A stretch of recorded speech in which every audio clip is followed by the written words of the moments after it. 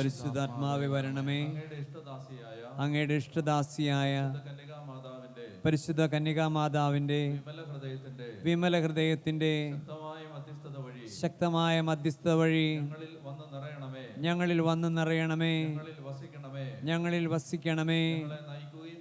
ഞങ്ങളെ നയിക്കുകയും ചെയ്യണമേ. പരിശുദ്ധാത്മാവേ വരണമേ. അങ്ങയുടെ ഇഷ്ടദാസിയായ പരിശുദ്ധ കന്യകാമാതാവിന്റെ വിമല ഹൃദയത്തിന്റെ ശക്തമായ മധ്യസ്ഥത വഴി ഞങ്ങളിൽ വന്ന് നിറയണമേ. ഞങ്ങളിൽ വസിക്കണമേ. ഞങ്ങളെ നയിക്കുകയും ചെയ്യണമേ. ഹല്ലേലൂയ. ഈശോയുടെ തിരുഹൃദയത്തിൽ നിന്ന് കാരുണ്യത്തിന്റെ അരുവിയായി ഞങ്ങളിലേക്ക് ഒഴുകിയിറങ്ങിയ തിരുരക്തമേ, തിരുജലമേ, ഞാൻ അങ്ങിൽ ശരണപ്പെടുന്നു. ആമേൻ. സന്തോഷമാണോ? നമ്മൾ കേരളത്തിലെ ഏത് സമൂഹത്തിൽ ചെന്നാലും അതിലെ ഒരു 90% ആളുകൾ ഇരിക്കുന്നത് മൂടിക്കെട്ടിയ മുഖവുമായിട്ടാണ്. ഭയങ്കര ദുഃഖമാണ് എല്ലാവരുടെയും മുഖത്ത്. ഉള്ളിൽ വലിയ ദുഃഖം ഉണ്ടായതുകൊണ്ടാവണമെന്നില്ല, ഭയങ്കര സീരിയസ് ആണ് എല്ലാവരും. ചിരിക്കുന്ന മുഖങ്ങൾ കുറവാണ്. പറഞ്ഞേ ഹല്ലേലൂയ. അത് കേരളത്തിലെ മൊത്തത്തിലുള്ളൊരു അന്തരീക്ഷമാണ്. നിങ്ങൾ ട്രെയിനിൽ യാത്ര ചെയ്യൂ, ഒരു ബസ്സിൽ യാത്ര ചെയ്യൂ, അങ്ങോട്ട് ചിരിച്ചാലും ഇങ്ങോട്ട് ചിരിക്കാത്ത ആളുകളുണ്ട്. പറഞ്ഞേ ഹല്ലേലൂയ. ഞാനൊക്കെ ഏത് പട്ടിയും പൂച്ചയും കണ്ടാൽ ചിരിക്കുന്ന ആളാണ്. എന്ന് പറഞ്ഞാൽ ഒരു പട്ടിയെ കണ്ടാലും ഞാൻ ചിരിക്കും. ഹലോ പട്ടി എവിടെ പോകുന്നതെന്ന് അങ്ങനെ ചിരിക്കുന്ന ആളാണ് ഞാൻ. പക്ഷേ അങ്ങോട്ട് ചിരിച്ചാലും ഇങ്ങോട്ട് ചിരിക്കാത്ത ആളുകളുണ്ട്. പറഞ്ഞേ ഹല്ലേലൂയ. പറഞ്ഞേ ഹല്ലേലൂയ. അതായത് മൊത്തത്തിലൊരു വരിഞ്ഞു മുറുകിയ അന്തരീക്ഷത്തിലാണ്. പിന്നെ ചില ആളുകളുടെ ചിന്ത ഇങ്ങനെ സീരിയസ് ആയിട്ടിരിക്കുന്നതാണ് പുണ്യം എന്നുള്ളതാണ്. അതായത് ഭക്തരാണെങ്കിൽ നമ്മൾ ചിരിക്കാനൊന്നും പാടില്ല, ഭക്തരാണെങ്കിൽ ആരോടും മിണ്ടാൻ പാടില്ല, ഭക്തരാണെങ്കിൽ ചിരിക്കാൻ പാടില്ല, മനുഷ്യരെ കണ്ടാൽ നോക്കാൻ പാടില്ല. ഇങ്ങനെ ചില തെറ്റിദ്ധാരണകളും ചില മനുഷ്യരുടെ മനസ്സിലുണ്ട്. പറഞ്ഞേ ഹല്ലേലൂയ. പറഞ്ഞേ ഹല്ലേലൂയ. അപ്പോൾ അതുകൊണ്ട് വചനം പറയുകയാണ് അതൊന്നല്ല, അതൊക്കെ ചുമ്മാ കെട്ടുകഥയാണ്. അതാരോ തട്ടിക്കൂട്ടിയ കെട്ടുകഥകളാണതെല്ലാം.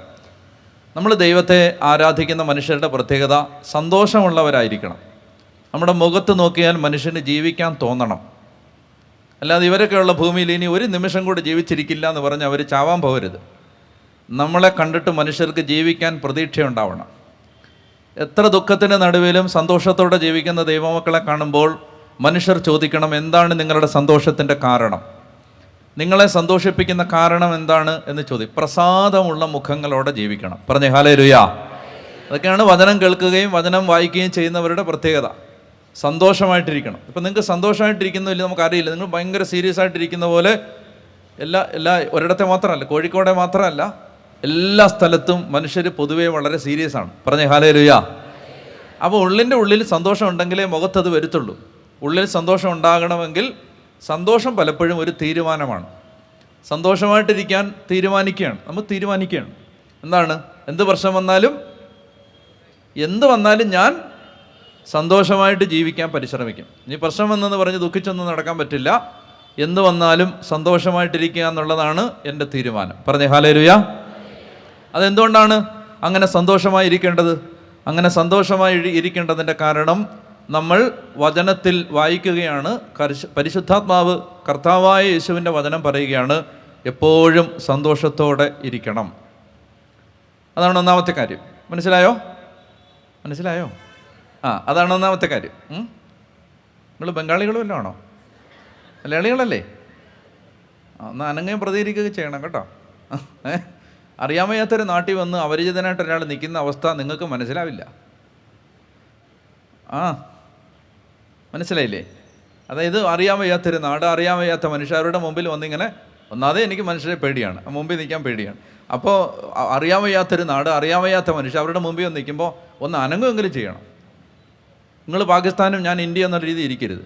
ഞാൻ ഭരണപക്ഷവും നിങ്ങൾ പ്രതിപക്ഷമാണെന്ന് വിചാരിച്ചിരിക്കരുത്. പറഞ്ഞേ ഹല്ലേലൂയ. അപ്പോൾ മനസ്സിലായോ? ഓക്കെ. അപ്പോൾ അതുകൊണ്ട് എന്തെങ്കിലും ഒന്ന് പറയണം കേട്ടോ.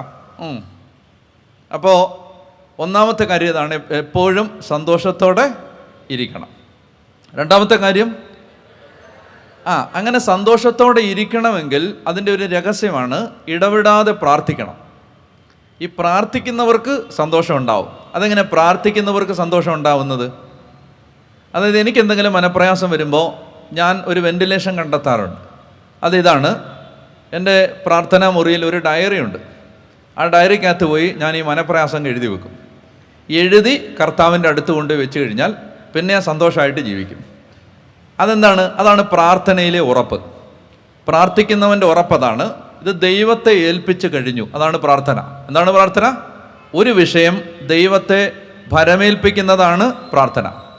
ഒരു വിഷയം ദൈവത്തിൻ്റെ കയ്യിൽ കൊടുക്കുന്നതിൻ്റെ പേരാണ് പ്രാർത്ഥന. പ്രാർത്ഥനയുടെ ഒരർത്ഥം അതാണ്. പ്രാർത്ഥനയുടെ പ്രാഥമിക അർത്ഥം അതാണ്. Primary meaning of prayer is handing over your problem to the feet of Jesus is the prayer, is your prayer. അപ്പോൾ ദൈവത്തിൻ്റെ കാൽച്ചുവട്ടിലേക്ക് നിങ്ങളുടെ സമസ്ത നീറുന്ന പ്രശ്നങ്ങളെയും എടുത്തു വെക്കുന്ന പരിപാടിയുടെ പേരാണ് പ്രാർത്ഥന. അപ്പോൾ ഒരാൾ അതെടുത്ത് കൊടുത്തു കഴിഞ്ഞാൽ നമ്മളെടുത്ത് കൊടുത്തു കഴിഞ്ഞു. ഇനി കർത്താവ് അതിനകത്ത് ഇടപെട്ടോളും. ദൈവത്തിനൊരു തീരുമാനം ഉണ്ടാവും. ദൈവത്തിൽ നമുക്കുള്ള ഉറപ്പതാണ്. പറഞ്ഞേ ഹല്ലേലൂയ. അപ്പോൾ അതുകൊണ്ട് പ്രിയ മക്കളെ, പ്രാർത്ഥന എന്ന് പറഞ്ഞാൽ എന്താണെന്ന് പറഞ്ഞേ ബംഗാളികളെ? എന്താണ് പ്രാർത്ഥന? ദൈവത്തെ വിശ്വസിക്കാനെന്ന് ഞാൻ പറഞ്ഞില്ല. എന്താണ് പ്രാർത്ഥന? നമ്മുടെ വിഷയങ്ങൾ ദൈവത്തിൻ്റെ കയ്യിൽ ഏൽപ്പിക്കുന്ന പരിപാടിയുടെ പേരാണ് പ്രാർത്ഥന. അതാണ് പ്രാർത്ഥന. അപ്പോൾ എപ്പോഴും സന്തോഷത്തോടെ ഇരിക്കണം, ഇടവിടാതെ പ്രാർത്ഥിക്കണം. അങ്ങനെ ഇടവിടാതെ പ്രാർത്ഥിച്ചാൽ സന്തോഷമുണ്ടാവും. കാരണം പിന്നെ ഭാരമില്ലല്ലോ. ഭാരം കർത്താവിൻ്റെ കയ്യിൽ കൊടുത്തു കഴിഞ്ഞു. അപ്പോൾ പിന്നെ ഒരു വ്യക്തിക്ക് ഭാരമില്ല. കർത്താവിൻ്റെ കയ്യിൽ ആ ഭാരം ഏൽപ്പിച്ചു കഴിഞ്ഞു. എപ്പോഴും സന്തോഷത്തോടെ ഇരിക്കണം, ഇടവിടാതെ പ്രാർത്ഥിക്കണം.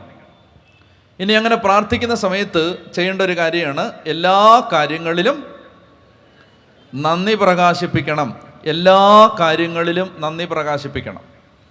അത് ജീവിതത്തിൽ നമ്മളൊരു നിയമമായി ഏറ്റെടുക്കണം. മറന്നുപോകും നമ്മൾ. ചിലപ്പോൾ മറന്നു. എല്ലാ കാര്യത്തിനും നന്ദി പറയണം. പ്രാർത്ഥനയിലെ ഒരു പ്രധാനപ്പെട്ട പങ്കെന്ന് പറയുന്നത് ദൈവത്തിന് നന്ദി പറയുകയാണ്. എല്ലാ കാര്യത്തിനും നന്ദി പറയണം. ഒരു കാര്യത്തിന് നന്ദി പറഞ്ഞാൽ, ശ്രദ്ധിക്കുക, ഒരു കാര്യത്തിന് നന്ദി പറഞ്ഞാൽ പിശാചിന് അതിൻ്റെ മേലുള്ള അവകാശമില്ലാതാവും. ഒരു കാര്യത്തിൻ്റെ മഹത്വം ദൈവത്തിന് കൊടുത്താൽ, ദൈവമേ ഇത് നീ തന്നതാണ്, നിനക്ക് ഞാൻ നന്ദി പറയുന്നു എന്ന് പറഞ്ഞാൽ അത് ദൈവത്തിൻ്റെതായി മാറും. പറഞ്ഞേ ഹല്ലേലൂയ. പഴയ നിയമത്തിൽ എന്ത് കാര്യവും ബലിപീഠത്തിൽ എടുത്ത് വെച്ച് കഴിഞ്ഞാൽ പിന്നെ അത് ദൈവത്തിൻ്റെതാണ്. ബലിപീഠത്തിൽ കൊടുക്കുന്നത് ദൈവത്തിൻ്റെതാണ്. നന്ദി പറഞ്ഞ് കർത്താവിൻ്റെ കാൽച്ചുവട്ടിൽ വെക്കുന്നത് ദൈവത്തിൻ്റെതാണ്. അതുകൊണ്ട് ദൈവത്തിന് പിന്നെ അതിൻ്റെ മേലൊരു നിയന്ത്രണം ഉണ്ടാവും. വീടിനെക്കുറിച്ച് നന്ദി പറഞ്ഞാൽ വീടിൻ്റെ മേലും, ശരീരത്തെക്കുറിച്ച് നന്ദി പറഞ്ഞാൽ ശരീരത്തിൻ്റെ മേലും, കിട്ടിയ അനുഗ്രഹങ്ങളെക്കുറിച്ച് നന്ദി പറഞ്ഞാൽ അവയുടെ മേലുമെല്ലാം ദൈവത്തിൻ്റെ ഒരു നിയന്ത്രണം ഉണ്ടാവും. അതാ പറയുന്നത്. അപ്പോൾ പറയുകയാണ്, എല്ലാ കാര്യത്തിലും എന്ത് ചെയ്യണം? നന്ദി പ്രകാശിപ്പിക്കണം. അപ്പോൾ ഒന്നുകൂടെ വായിക്കാം. 1 തെസ്സലോനിക്കർ 5 നമ്മൾ വായിച്ച വചനം ഒന്ന് വായിച്ച്. ഏതാണ്? എപ്പോഴും, ഉറക്കെ വായിക്കാമോ? എപ്പോഴും സന്തോഷത്തോടെ ഇരിക്കുവിൻ, ഇടവിടാതെ പ്രാർത്ഥിക്കുവിൻ, എല്ലാ കാര്യത്തിലും നന്ദി പ്രകാശിപ്പിക്കുവിൻ. ഇതാണ് യേശുക്രിസ്തുവിൽ നിങ്ങളെ സംബന്ധിക്കുന്ന ദൈവഹിതം. അപ്പോൾ ഇനി മറ്റൊരു വചനം കൂടി ഇതിനോട് ചേർത്ത് വായിക്കാനുണ്ട്. അത് ഫിലിപ്പി ലേഖനത്തിൻ്റെ 4-ാം അധ്യായത്തിലാണ്. ഫിലിപ്പി ലേഖനത്തിൻ്റെ 4-ാം അധ്യായത്തിൻ്റെ 4 മുതലുള്ള തിരുവചനം. ബൈബിൾ കൊണ്ടുവന്നോ? ഹലോ, കൊണ്ടുവന്നോ? കൊണ്ടുവന്നോ? എന്താണാവോ പറയുന്നത്? അങ്ങനെയാണ് പറഞ്ഞേ? ഓക്കെ, ശരി. അപ്പോൾ വായിച്ചേ. ഫിലിപ്പി ലേഖനം 4-ാം അധ്യായത്തിൻ്റെ 4-ാമത്തെ വാക്യം. നിങ്ങൾ എപ്പോഴും നമ്മുടെ കർത്താവിൽ സന്തോഷിക്കുവിൻ. എപ്പോഴും നമ്മുടെ കർത്താവിൽ സന്തോഷിക്കുവിൻ. അപ്പോൾ സന്തോഷിക്കേണ്ടത് ആരിലാണ്? എപ്പോഴും സന്തോഷിക്കണം. ആരിലാണ് സന്തോഷിക്കേണ്ടത്? നമ്മുടെ കർത്താവിൽ. കർത്താവിൽ സന്തോഷിക്കുവിൻ. നിങ്ങളെപ്പോഴും നമ്മുടെ കർത്താവിൽ സന്തോഷിക്കുവിൻ. ആരിലാണ് സന്തോഷിക്കേണ്ടത്? കർത്താവിൽ സന്തോഷിക്കും. അപ്പം നമ്മുടെ സന്തോഷം വെക്കേണ്ടത് കർത്താവിലാണ്. വേറെ ആരിൽ വെച്ചാലും ആ സന്തോഷം പതുക്കെ പതുക്കെ നഷ്ടപ്പെടും. സന്തോഷം വെക്കേണ്ടത് ആരിലാണ്? കർത്താവിൽ സന്തോഷം വെക്കണം. അടുത്ത വാക്യം. ഞാൻ വീണ്ടും പറയുന്നു, നിങ്ങൾ സന്തോഷിക്കുവിൻ. നിങ്ങൾ ഉറക്കെ വായിക്കാവോ? കുറച്ചുകൂടെ. നിങ്ങൾ ഉറക്കെ വായിക്കുന്നുണ്ടോ? ഞാൻ കേൾക്കാത്തതാണോ? എൻ്റെ ചെവിക്ക് എന്തോ കുഴപ്പമുണ്ടോ? ഉണ്ടല്ലേ എൻ്റെ ചെവിക്ക്? ചെവിക്കേ ഉള്ളായിരുന്നു, കുഴപ്പമില്ലാതിരുന്നേ. അപ്പോൾ ഡിസ്റ്റൻസ് ഒന്നുമല്ല. പിന്നെ നിങ്ങൾ തിരുവനന്തപുരത്ത് വാ, എന്ത് ഡിസ്റ്റൻസ്? ഈ കടലോരത്ത് കടപ്പുറത്തെ കൺവെൻഷനുകൾ ഞാൻ കാണിച്ചു തരാം. അങ്ങിരിക്കും, അങ്ങ് ദൂരെ. പക്ഷെ ഇവിടെ കേൾക്കാം. എനിക്ക് ഒരു സഹായം നിങ്ങൾ ചെയ്തു തന്നാൽ മതി. വീട്ടിൽ വഴക്കുണ്ടാക്കുന്ന വോളിയത്തിൽ വായിച്ചാൽ മതി. അതിൽ കൂടുതൽ സഹായമൊന്നും നിങ്ങൾ ചെയ്തു തരണം. നിങ്ങൾ ഈ ആളുകളോട് ദേഷ്യം വരുമ്പോൾ സംസാരിക്കുന്ന ഒരു വോളിയം ഉണ്ടല്ലോ, അതിനപ്പുറത്തൊന്നും എടുക്കാൻ ഞാൻ പറയുന്നില്ല. അത്രയും വോളിയത്തിൽ എന്നെ ഈ ബൈബിൾ വായിച്ചാൽ മതി. അത്രയും ചെയ്യാവോ? എന്നാ വായിച്ചോ. വഴക്കുണ്ടാക്കത്തില്ലേ? പിന്നെ ആരോടായി പറയുന്നത്? ഭർത്താവ് വന്നിട്ടുണ്ടോ? പിന്നെ അതാ ധൈര്യമായിട്ട് പറയണേ. ഓക്കെ, പറഞ്ഞേ ഹല്ലേലൂയ. അപ്പോൾ ഇനി വായിക്കാം. ഫിലിപ്പി ലേഖനം 4-ാം അധ്യായം 4-ാമത്തെ വാക്യം. നിങ്ങളെപ്പോഴും നമ്മുടെ കർത്താവിൽ സന്തോഷിക്കുവിൻ. ഞാൻ വീണ്ടും പറയുന്നു, നിങ്ങൾ സന്തോഷിക്കുവിൻ. നിങ്ങളുടെ ക്ഷമാശീലം എല്ലാവരും അറിയട്ടെ. കർത്താവ് അടുത്തെത്തിയിരിക്കുന്നു. ഒന്നിനെക്കുറിച്ചും അതൊന്നുകൂടെ വായിച്ചേ. ഒന്നിനെക്കുറിച്ചും ആകുലരാകരുത്. കണ്ടോ? അതാണ് സന്തോഷം. ഒന്നിനെക്കുറിച്ചും ആകുലരാകരുത് പറയുകയാണ്. എന്തുകൊണ്ട് ആകുലരാകരുത്? എന്ത് ചെയ്താൽ മതി?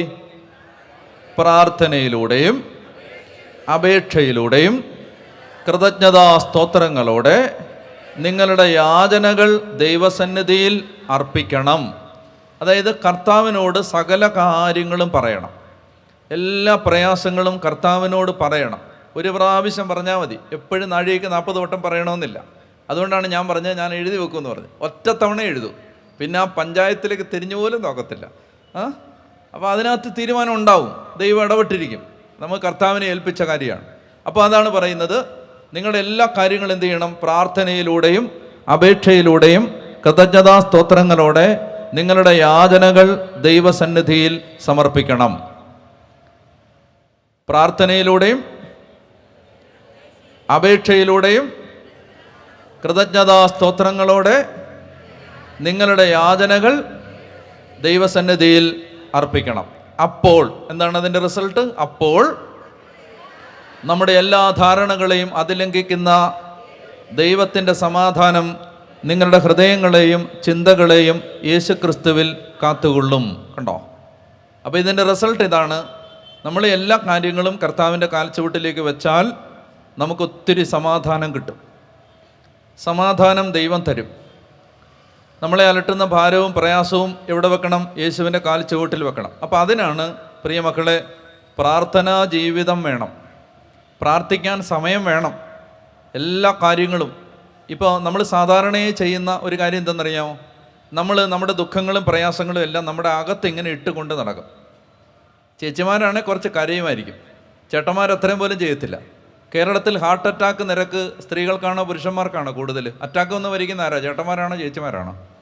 കൂടുതലും ചേട്ടന്മാരാണ് അല്ലേ? എന്താ കാരണം? ചേച്ചിമാർ പീഡിപ്പിച്ചാണോ? അല്ല, മറിച്ച് ഇതൊന്നും ആരോടും പറയില്ല. എന്ത് പ്രയാസം ഉണ്ടെങ്കിലും ആരോടും പറയില്ല. ഇങ്ങനെ തന്നെ കൊണ്ട് നടക്കും. നിങ്ങൾ ഭാര്യയോട് പറയണമെന്ന് ഞാൻ നിർബന്ധമൊന്നും പറയുന്നില്ല. ഇനി ഭാര്യയോട് പറഞ്ഞാൽ അത് വിവാഹമോചനത്തിൽ എത്തുമെങ്കിൽ പറയൊന്നും വേണ്ട. എന്നാൽ എന്ത് ചെയ്യുക? അത് കർത്താവിനോട് പറയാമല്ലോ. കർത്താവിൻ്റെ സന്നിധിയിൽ അത് സമർപ്പിക്കണം. എന്താ ഞാൻ മനസ്സിലാക്കിയ ഒരു പ്രശ്നം ഞാൻ പറയാം. കേൾക്കുന്നുണ്ടോ? ഞാൻ മനസ്സിലാക്കിയ പ്രശ്നം ഇതാണ്. അതായത് ആളുകൾ ഉള്ളിലിട്ടിങ്ങനെ ദുഃഖിച്ച് നടക്കും. അതിനെക്കുറിച്ച് ആകുലപ്പെടും, ചിന്തിക്കും, ദുഃഖിക്കും, ആകുലപ്പെടും, ഭാരപ്പെടും. ദൈവത്തോട് പറയില്ല. എന്താ ചെയ്യേണ്ടതെന്നറിയാമോ? ഈ പ്രാർത്ഥനാ പായ എന്ന് പറയുന്നൊരു പായമുണ്ട്.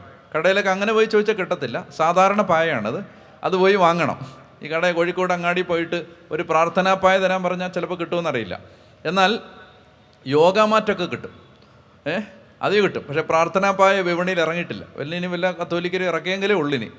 അപ്പോൾ പ്രാർത്ഥനാ പായ എന്ന് പറയുന്ന ഒരു പായ സാധാരണ പായയാണ്. ഒരു പായ വാങ്ങണം. എന്നിട്ട് നിലത്തിരിക്കണം. നിലത്തിപ്പോൾ ഇരിക്കാറില്ല നമ്മൾ, അല്ലേ? അധികം ഇരിക്കാറില്ല. ഇരിക്കുമോ? നിലത്തിരിക്കുന്ന കുറവാണ്. ഇപ്പം ഞാനിപ്പോൾ ഒരു മത്സരം വെക്കാൻ വേണമെങ്കിൽ എത്ര പേർക്ക് നിലത്ത് ഇങ്ങനെ ചമ്രം പടഞ്ഞിരിക്കാം? വേണ്ട, അത്രയേ ഉള്ളൂ. എന്നാലും ഒരു 15 പേരെ കൈവയ്ക്കുള്ളൂ. അപ്പോൾ ഇന്നത്തെ പ്രശ്നം എന്താണെന്നറിയാം? ഇന്നിപ്പോൾ നമ്മുടെ സൗകര്യം എല്ലാം കൂടിയതുകൊണ്ട് നിലത്ത് കുത്തിയിരിക്കുന്ന പരിപാടിയില്ല. ഇന്ത്യൻ ക്ലോസറ്റിന് പകരം യൂറോപ്യൻ ക്ലോസറ്റ് ആയതോടുകൂടി ഈ നിലത്തിരിക്കുന്ന പരിപാടിയുടെ ഒന്നാമത്തെ പരിപാടി തീർന്നു. പിന്നെ ഡൈനിങ് ടേബിളിലിരുന്ന് ഭക്ഷണം കഴിക്കുന്ന പരിപാടി തുടങ്ങിയതോടുകൂടി നിലത്തിരുന്ന് ആഹാരം കഴിക്കുന്ന പരിപാടിയും ഇല്ലാതായി. പിന്നെ നിലത്തിരുന്ന് പണ്ട് പ്രാർത്ഥിക്കുമായിരുന്നു. ഇപ്പോൾ അതും ഇല്ലാതായി. ഇപ്പോൾ എല്ലാവരും കസേരയിലും സോഫയിലും ഒക്കെയാണ്. ഇപ്പോൾ കിടന്നുകൊണ്ടും പിന്നെ ഈസി ചെയറിലും പിന്നെ ഊഞ്ഞാലിലും ഒക്കെയാണ് പ്രാർത്ഥന. അപ്പോൾ അതുകൊണ്ട് പിന്നെ ഞാനീ പറയുന്നവർക്ക് ജീവിച്ചിരിക്കുന്നവരോ മരിച്ചവരുമായി യാതൊന്നുമായിട്ടും യാതൊരു ബന്ധമില്ല. ഉണ്ടെന്ന് നിങ്ങൾക്ക് തോന്നിയാൽ അത് തികച്ചും യാദൃച്ഛികം മാത്രമാണ്. അപ്പോൾ അതുകൊണ്ട് ഇപ്പോൾ എന്താണെന്ന് വെച്ചാൽ ഈ നിലത്തിരിപ്പില്ല. കൂടുതലും ആളുകൾ ഇങ്ങനെ കംഫർട്ടബിളായിട്ട്, അത് നിങ്ങൾക്ക് സൗകര്യമായിട്ടിരുന്നോ കുഴപ്പമൊന്നുമില്ല. പണ്ടൊക്കെ കൺവെൻഷൻ എന്ന് പറഞ്ഞാൽ കസേരയൊന്നും ഇല്ലല്ലോ, എല്ലാം നിലത്തായിരിക്കുന്നത്. അപ്പം നിലത്തിരുന്ന് കൈയും കാലും എല്ലാം നൂരുമായിരുന്നു. ഇപ്പം കൈയും കാലും ഒന്നും അങ്ങനെ ജോയിൻ്റൊന്നും അങ്ങോട്ട് വഴങ്ങത്തില്ല, കാരണം നിലത്തിരിപ്പില്ല. അപ്പോൾ അതുകൊണ്ട് നിങ്ങൾക്ക് ആരോഗ്യം ഉണ്ടാവാൻ കൂടിയാണ് ഞാൻ പറയുന്നത്, സാധിക്കുന്നിടത്തോളം പ്രാർത്ഥിക്കുമ്പോൾ വെറും നിലത്തിരുന്ന് പ്രാർത്ഥിക്കാൻ ശ്രമിക്കുക.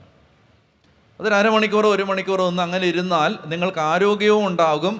അത് നിങ്ങൾ ആരാണെന്ന് ഓർമ്മിപ്പിക്കും. ഞാൻ വൈദികനായതിൻ്റെ പിറ്റേ ദിവസം ഞാൻ പരിശുദ്ധ കുർബാന, ആദ്യത്തെ കുർബാന അർപ്പിക്കുമ്പോൾ, കുർബാന അർപ്പണം കഴിഞ്ഞ് ഈ ആശംസകളുണ്ടല്ലോ, KSRTC ബസ് പുതുതായിട്ടൊരു പ്രദേശത്ത് വരുന്ന പോലെയാണ്. അച്ഛന്മാർ ആദ്യമായിട്ട് കുർബാന അർപ്പിക്കാൻ വരുന്ന ആദ്യ കുർബാനയുണ്ട് അല്ലേ, അന്ന് പൂമാല പൂച്ചണ്ട്, പിന്നെ അങ്ങനെ ഭയങ്കര സ്വീകരണമാണ്. പക്ഷേ അടുത്ത കർത്താലിൽ ആദ്യം കല്ലെറിയുന്നത് ഈ ബസ്സിനിട്ടായിരിക്കും. അതാണ് അതിൻ്റെ തലവര. അപ്പോൾ ഏതായാലും ഈ പിന്നെ പുതിയ KSRTC ബസ് ഇതാ വന്നു കഴിഞ്ഞു. അപ്പോൾ ഭയങ്കര സ്വീകരണമാണ്. അപ്പോൾ എൻ്റെ നാട്ടിൽ ഞാൻ ജനിച്ചു വിടുന്ന സ്ഥലത്ത് ഭയങ്കര സ്വീകരണവും ആശംസയും പൂച്ചണ്ടും പൂമാലയും സമ്മാനവും. അങ്ങനെ ഇരിക്കുന്ന സമയത്ത് എൻ്റെ ഒരു ജ്യേഷ്ഠ സഹോദരനായ വൈദികൻ എനിക്കൊരു ഉപദേശം തന്നു. ആ ഉപദേശം ഇതായിരുന്നു: മോനെ, നിന്നെ ദൈവം ഒരുപാട് കാര്യങ്ങൾക്ക് ഉപയോഗിക്കും. അതേ ഒരു പ്രവചനം പോലെ പറയുകയാണ്. നിന്നെ ദൈവം ഒരുപാട് കാര്യങ്ങൾക്കെടുത്ത് ഉപയോഗിക്കും, നിന്നെ ദൈവം അനുഗ്രഹിക്കും. എനിക്ക് നിനക്കൊരു ഉപദേശം തരാനുണ്ട്. നീ ഒരിക്കലും എവിടെയായാലും എവിടെ എത്തിയാലും വന്ന വഴി മറക്കരുത്. അന്ന് കേട്ടപ്പോൾ ഒരിത്തിരി പ്രയാസം തോന്നി. അതെന്താ ഇപ്പം ഇങ്ങനെ പറയുന്നതെന്നൊക്കെ തോന്നി. പക്ഷേ ജീവിതത്തിൽ കിട്ടിയ ഉപദേശങ്ങളിൽ ഏറ്റവും വിലപ്പെട്ട പാഠങ്ങളിൽ ഒന്നായിരുന്നു അത്. വന്ന വഴി മറക്കരുത്. അത് ഈ വന്ന വഴി മറക്കാതിരിക്കാൻ സഹായിക്കും. എവിടെയാ? ഈ നിലത്തിരിക്കുമ്പോൾ നമ്മൾ ആരും അല്ല എന്ന് മനസ്സിലാവും. പറഞ്ഞേ ഹല്ലേലൂയ, പറഞ്ഞേ ഹല്ലേലൂയ, പറഞ്ഞേ ഹല്ലേലൂയ. ഞങ്ങൾ ഈ കൺവെൻഷനൊക്കെ കഴിഞ്ഞ് ചിലപ്പോൾ വെപ്രാളപ്പെട്ട് ഇവിടുന്ന് ഇറങ്ങി ഓടി അങ്ങ് രാത്രി ചെല്ലുമ്പോൾ, രാത്രി 11-12 മണിയാക്കുമ്പോൾ റോഡിൽ തട്ടുകടകളുടെ സൈഡിൽ കഴിക്കാൻ വേണ്ടി നിർത്തും. അപ്പോൾ ഇവരെൻ്റെ അടുത്ത് പറയാം, അച്ഛാ ഞങ്ങൾ വാങ്ങിച്ചുകൊണ്ട് തരാമെന്ന് പറയും. അപ്പോൾ ഞാൻ പറയും, വാങ്ങിച്ചുകൊണ്ട് തരണം, ഞാൻ വരാം. എന്നിട്ട് അവിടെ തട്ടുകടയുടെ അവിടെ പോയി ഫ്രണ്ടിൽ പോയിരിക്കും. അപ്പോൾ അവർ, അച്ഛൻ അങ്ങനെ ഇരിക്കട്ടെ. അതിൽ അച്ഛൻ അങ്ങനെ ഇരിക്കരുത്, അച്ഛൻ നാണക്കേടാണ്. ഞാൻ പറയും, ഞാൻ ഇരിക്കുന്നത് എനിക്കൊരു എക്സസൈസാണ്. എന്താണെന്നറിയാമോ? ഞാൻ എന്നെ ഓർമ്മിപ്പിക്കുകയാണ്, ഞാൻ ആരുമല്ല. ദൈവം ഒരു നിയോഗം തന്നു, ദൈവം വചനം പ്രഘോഷിക്കാൻ തന്നു, കുറച്ച് പേർക്കൊക്കെ അറിയാം. അതിനപ്പുറത്ത് ഞാൻ ആരുമല്ല, അതൊന്നുമല്ല. അത് ഞാൻ എന്നെ നിങ്ങളെന്നെ ശല്യപ്പെടുത്തരുത്, നിങ്ങളെന്നെ വണ്ടിയിലൊക്കെ വാങ്ങിച്ചുകൊണ്ട് തന്ന് വലിയവനാക്കരുത്. മറിച്ച് ഞാൻ ആരുമല്ല. പറഞ്ഞേ ഹല്ലേലൂയ. അത് ഈ തട്ടുകടയിലിരുന്ന് ദോശ തിന്നുമ്പോൾ എനിക്ക് ഓർമ്മ വരും, ഞാൻ വന്നത് എവിടുന്നാണെന്ന്. പറഞ്ഞേ ഹല്ലേലൂയ, പറഞ്ഞേ ഹല്ലേലൂയ. നിങ്ങൾക്ക് മനസ്സിലാവുന്നുണ്ടോ? നിലത്തിരുന്ന് പഠിക്കണം. അപ്പോൾ പ്രാർത്ഥിക്കാൻ വേണ്ടി എന്ത് ചെയ്യണം? പ്രാർത്ഥനാപ്പായ വിരിച്ച് നിലത്തിരുന്ന് കർത്താവിൻ്റെ സന്നിധിയിൽ ഈ കാര്യങ്ങൾ, വിഷമങ്ങളൊക്കെ ഈശോയോട് പറയണം. അതൊരു തെറ്റല്ല, അങ്ങനെ പ്രാർത്ഥിക്കുന്നത് തെറ്റല്ല. അതിൽ തന്നെ ജീവിതകാലം മുഴുവൻ നിൽക്കാതിരുന്നാൽ മതി. പ്രാർത്ഥനാ ജീവിതം വളരാനുണ്ട്, അത് അടുത്ത കാര്യം. പക്ഷേ ഈ കാര്യം, എല്ലാ കാര്യങ്ങളും കർത്താവിനോട് പറയണം. ഇങ്ങനെയാണ് പറയുന്നത്, ശ്രദ്ധിച്ച്, ഇങ്ങനെയാണ് പറയുന്നത്: ദൈവസന്നിധിയിൽ റെഫർ ചെയ്യാത്ത ഒരു കാര്യവും നമ്മുടെ ജീവിതത്തിൽ ഉണ്ടാവരുത്. അതായത് കർത്താവിനോട് പറയാത്ത ഒരു കാര്യവും നമ്മുടെ ജീവിതത്തിൽ ഉണ്ടാവരുത്. 2 രീതിയിൽ ഇത് പറയാം. ശ്രദ്ധിക്കുന്നുണ്ടോ? ഇത് കർത്താവിനോട് നമുക്ക് നമ്മുടെ ജീവിതത്തിലെ പ്രയാസങ്ങൾ 2 രീതിയിൽ പറയാം. ഒന്നാമത് 2 സ്ഥലത്ത് പറയാം. എവിടെയൊക്കെയാണ് നമ്മൾ നമ്മുടെ ജീവിതം കർത്താവിനോട് പറയുന്നത്? എവിടെയൊക്കെയാണ്? 1 കുമ്പസാരക്കൂട്ടിലും പറയാം, 2 പ്രാർത്ഥനാ മുറിയിലും പറയാം. ഈ 2 സ്ഥലത്താണ് നമ്മൾ നമ്മുടെ ജീവിതം കർത്താവിൻ്റെ മുമ്പിൽ, ഈ 2 സ്ഥലത്ത് സത്യസന്ധരായിരിക്കണം. അവിടെ ഒരു കള്ളത്തരവും കാണിക്കരുത്. അല്ലാതെ അച്ഛൻ എന്നാ വിചാരിക്കുമെന്ന് ഓർത്തിട്ട് നല്ല പാവങ്ങൾ മാത്രം സെലക്റ്റഡായിട്ട് പറയുകയും പിന്നെ കൊള്ളരുതാത്ത പാവം എല്ലാം മാറ്റിവെക്കുകയും ചെയ്യുന്നതിന് അത് തുറന്നു പറച്ചിലല്ല, അതവിടെ ഒരു കൃപയും വർക്ക് ചെയ്യുന്നില്ല. പറഞ്ഞേ ഹല്ലേലൂയ. അപ്പോൾ ഈ 2 സ്ഥലത്ത് നമ്മൾ സത്യസന്ധരായിരിക്കണം, സത്യസന്ധരാവണം. എവിടെയൊക്കെയാണ് സത്യസന്ധരാവേണ്ടത്? 1 കുമ്പസാരക്കൂട്ടിലും 2 പ്രാർത്ഥനാ മുറിയിലും. ഈ 2 സ്ഥലത്തും നമ്മൾ ദൈവത്തോട് നമ്മുടെ ജീവിതം എന്താണെന്ന് തുറന്നു പറയണം. അപ്പോൾ അതിന് സമയം കണ്ടെത്തണം. ഇതാണ് എനിക്ക് ആദ്യം പറയാനുള്ള, ആമുഖമായിട്ട് പറയാനുള്ളൊരു ഉപദേശം. പ്രായോഗികമായൊരു കാര്യം പറയുകയാണ്. അപ്പം നമ്മൾ കർത്താവിനോട് തുറന്ന് പറയണം. അത് നമ്മളെ ആരോഗ്യമുള്ളവരായി ജീവിക്കാൻ സഹായിക്കും. പറഞ്ഞേ ഹല്ലേലൂയ. അപ്പോൾ ഇപ്പോൾ ഒരു കാര്യം പറയാം. ഈ നടുവിൻ്റെ വേദന മൂലം പ്രയാസപ്പെടുന്ന മക്കളെല്ലാം ഒന്ന് കൈപൊക്കിക്കേ. നന്നായിട്ടൊന്ന് കൈ ഉയർത്തിക്കോ. അതായത് ഒരു വചനം പ്രഘോഷിക്കപ്പെടുന്ന സമയത്ത് കൈവെക്കണം, കൈയാക്കരുതേ. നടുവിൻ്റെ വേദന നമ്മൾ അഡ്രസ്സ് ചെയ്യാൻ പോവാണ്, കർത്താവ് അത് ഇടപെടാൻ പോവാണ്. അപ്പോൾ ഈ വചനം പ്രഘോഷിക്കപ്പെടുന്ന സമയത്ത് ദൈവം വചനം പ്രഘോഷിച്ചുകൊണ്ടിരിക്കുമ്പോൾ തന്നെ സുഖപ്പെടുത്തും. ഇപ്പോൾ കർത്താവിൻ്റെ ആത്മാവ് എനിക്കൊരു സന്ദേശം തരുന്നുണ്ട്. ഈ നടുവിൻ്റെ വേദനയുള്ള അനേകം മക്കളിൽ ഈശോ ഇടപെടുന്നുണ്ട്. അപ്പോൾ ഒന്ന് കണ്ണടച്ചിട്ട് അങ്ങനെയുള്ളവർ ഒരു നിമിഷം ഈ വചനം ഞാൻ ഈ പറഞ്ഞതൊന്ന് വിശ്വസിക്കുക. കർത്താവായ യേശുവിന് നമ്മുടെ നടുവിനെ സുഖപ്പെടുത്താൻ കഴിയും. എന്നിട്ട് ആ കൈ ഒന്ന് ഈ നടുവിലേക്കൊന്ന് വെച്ചോ. ഒരു കൈ മറുകൈ ഒന്ന് ഉയർത്തിപ്പിടിച്ചോ. അപ്പോൾ എന്നിട്ട് ഇപ്രകാരം ഒന്ന് ഏറ്റു പറയാം: ഞാൻ നിന്നെ സുഖപ്പെടുത്തുന്ന ദൈവമാണ്. ഞാൻ നിന്നെ സുഖപ്പെടുത്തുന്ന ദൈവമാണ്. ഞാൻ നിന്നെ സുഖപ്പെടുത്തുന്ന ദൈവമാണ്. ഹല്ലേലൂയ. മതി. ഒന്ന് കരങ്ങളടിച്ച് കർത്താവിന് നന്ദി പറഞ്ഞേ. ഹല്ലേലൂയ. അപ്പോൾ ഇതാണ്. അപ്പോൾ എനിക്ക് ആമുഖമായിട്ട് പറയാനുള്ള കാര്യം, എപ്പോഴും സന്തോഷത്തോടെ ഇരിക്കണം, ഇടപെടാതെ പ്രാർത്ഥിക്കണം, എല്ലാ കാര്യത്തിലും നന്ദി പ്രകാശിപ്പിക്കണം. ഒന്ന് കരങ്ങൾ ഉയർത്തി സ്തുതിക്കാവോ? ഒന്ന് കണ്ണടച്ച് സ്തുതിച്ചേ. ഹല്ലേലൂയ. അതിനം തുറന്ന് സ്തുതിച്ചേ. പോരാ, ഒരു 10 പേര് നമ്മുടെ സ്വരം കേൾക്കട്ടെ. നന്നായിട്ട് സ്തുതിച്ചേ. വിട്ടുകൊടുത്ത് സ്തുതിച്ചേ. യേശുവേ സ്തുതിക്കുന്നു, സ്തുതിക്കുന്നു, സ്തുതിക്കുന്നു, സ്തുതിക്കുന്നു, സ്തുതിക്കുന്നു. ഹല്ലേലൂയ. ആമേൻ, ആമേൻ, ആമേൻ, ആമേൻ. ഇനി ഒരു അഭിഷേകം ഈ രാത്രിയിൽ ഒരു അഭിഷേകത്തിന് വേണ്ടി പ്രാർത്ഥിക്കുകയാണ്. ആ അഭിഷേകമാണ് നമ്മൾ സക്കറിയ പ്രവചനത്തിൽ വായിക്കുന്ന ഒരു അഭിഷേകം. അത് മത്തായി എടുത്തിട്ട് അവിടുന്ന് പുറകോട്ട് മറിച്ചാൽ മലാഖി കിട്ടും. മലാഖിയുടെ പുറകിൽ സക്കറിയ മറഞ്ഞിരിപ്പുണ്ട്. മത്തായിയുടെ പുറകിൽ ആരുണ്ട്? മലാഖിയുണ്ട്. മലാഖിയുടെ പുറകിൽ ആരുണ്ട്? എടുത്തോ, പെട്ടെന്ന് എടുത്തോ. എടുക്കാനാ പറഞ്ഞേ, അല്ലെങ്കിൽ ഇനി കൺവെൻഷൻ 5-ാം ദിവസം ആവും സക്കറിയൊക്കെ എടുത്തു വരുമ്പോഴത്തേന്. മത്തായിയുടെ പുറകിൽ ആരാ മോളെ? മലാഖിയുടെ പുറകിലോ അവരങ്ങനെ നിൽക്കുന്നത്, അവരിങ്ങനെ പുറകെ നിൽക്കുകയാണ് കേട്ടോ. അപ്പോൾ മത്തായിയുടെ പുറകിൽ മലാഖിയുണ്ട്. മലാഖിയുടെ പുറകിൽ ആരുണ്ട്?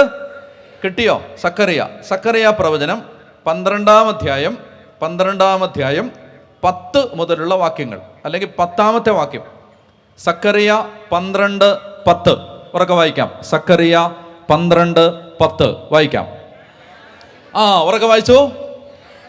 ഞാൻ ദാവീദ് ഭവനത്തിൻ്റെയും ജെറുസലേം നിവാസികളുടെയും മേൽ കൃപയുടെയും പ്രാർത്ഥനയുടെയും ചൈതന്യം പകരും. ഒരു ചൈതന്യം, ഒരു അഭിഷേകം പകരും. ഒരു വചനം പുറപ്പെട്ടു വരുമ്പോൾ, ഒരു വചനം പരിശുദ്ധാത്മാവ് ഒരു ദേശത്തോട് സംസാരിക്കുമ്പോൾ ആ വചനം ഒരു അഭിഷേകമായിട്ട് മാറും. ശ്രദ്ധിക്കുക, ഇങ്ങോട്ട് നോക്കാമോ? മാറ്റരുത്, അവിടെ തന്നെ വിരൽ വെച്ചിരിക്കുക. പുസ്തകം അടയ്ക്കരുത്, എന്നെ നോക്കുക. അതായത് ഒരു വചനം, ഈശോ പാപിനിയായ സ്ത്രീയോട് ഈശോ ഇങ്ങനെ പറഞ്ഞു, മേലിൽ പാപം ചെയ്യരുത്. യേശു ഒരു വചനം പറഞ്ഞു കഴിഞ്ഞാൽ എന്ത് വചനമാണോ പറയുന്നത് ആ അഭിഷേകം യേശു പറയുന്ന വചനത്തിനകത്ത് നിന്ന് കേൾക്കുന്നവരിലേക്ക് വ്യാപിക്കും. അതുകൊണ്ട് ആ സ്ത്രീയോട് പറഞ്ഞു, മേലിൽ പാപം ചെയ്യരുത്. ചോദ്യം, ആ സ്ത്രീ പിന്നീട് പാപം ചെയ്തോ? അവൾ ജീവിച്ചിരുന്ന അവളുടെ ആ ഭയാനകമായ മോശപ്പെട്ട പാപജീവിതത്തിലേക്ക് തിരിച്ചു പോയോ? തിരിച്ചു പോയില്ല. അത് യേശു പറഞ്ഞ വചനം, ആ വചനത്തിനകത്തെ ശക്തി അവളിലേക്ക് ഒഴുകി ഇറങ്ങിയത് കൊണ്ടാണ്.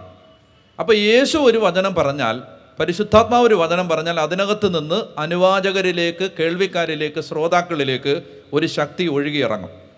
അപ്പോൾ അതുകൊണ്ട് ഒരു വചനം ഉച്ചരിക്കപ്പെടുമ്പോൾ ആ വചനം ഒരറിവ് മാത്രമല്ല, ആ വചനം ഒരു ശക്തി കൂടി നമ്മളിലേക്ക് ഒഴുക്കി തരുന്നുണ്ട്. അപ്പോൾ അതുകൊണ്ടാണ് അങ്ങനെ വായിക്കണം. ഇപ്പോൾ ഇത് പറയുകയാണ്, അന്ന് ആ നാളുകളിൽ ഞാൻ എന്തു ചെയ്യും? ദാവീദ് ഭവനത്തിൻ്റെയും ജെറുസലേം നിവാസികളുടെയും മേൽ കൃപയുടെയും പ്രാർത്ഥനയുടെയും ചൈതന്യം പകരും. ഒരു അനോയിൻറ്റിങ്, ഒരു കൃപ, ഒരു പരിശുദ്ധാത്മ ശക്തി ദൈവം ജനത്തിൻ്റെ മേൽ വർഷിക്കും. അന്ന് വാഗ്ദാനമാണത്. ആ വാഗ്ദാനം ഒരിക്കൽ കൂടെ വായിക്കാം. സക്കറിയ 12:10 വായിക്കാം.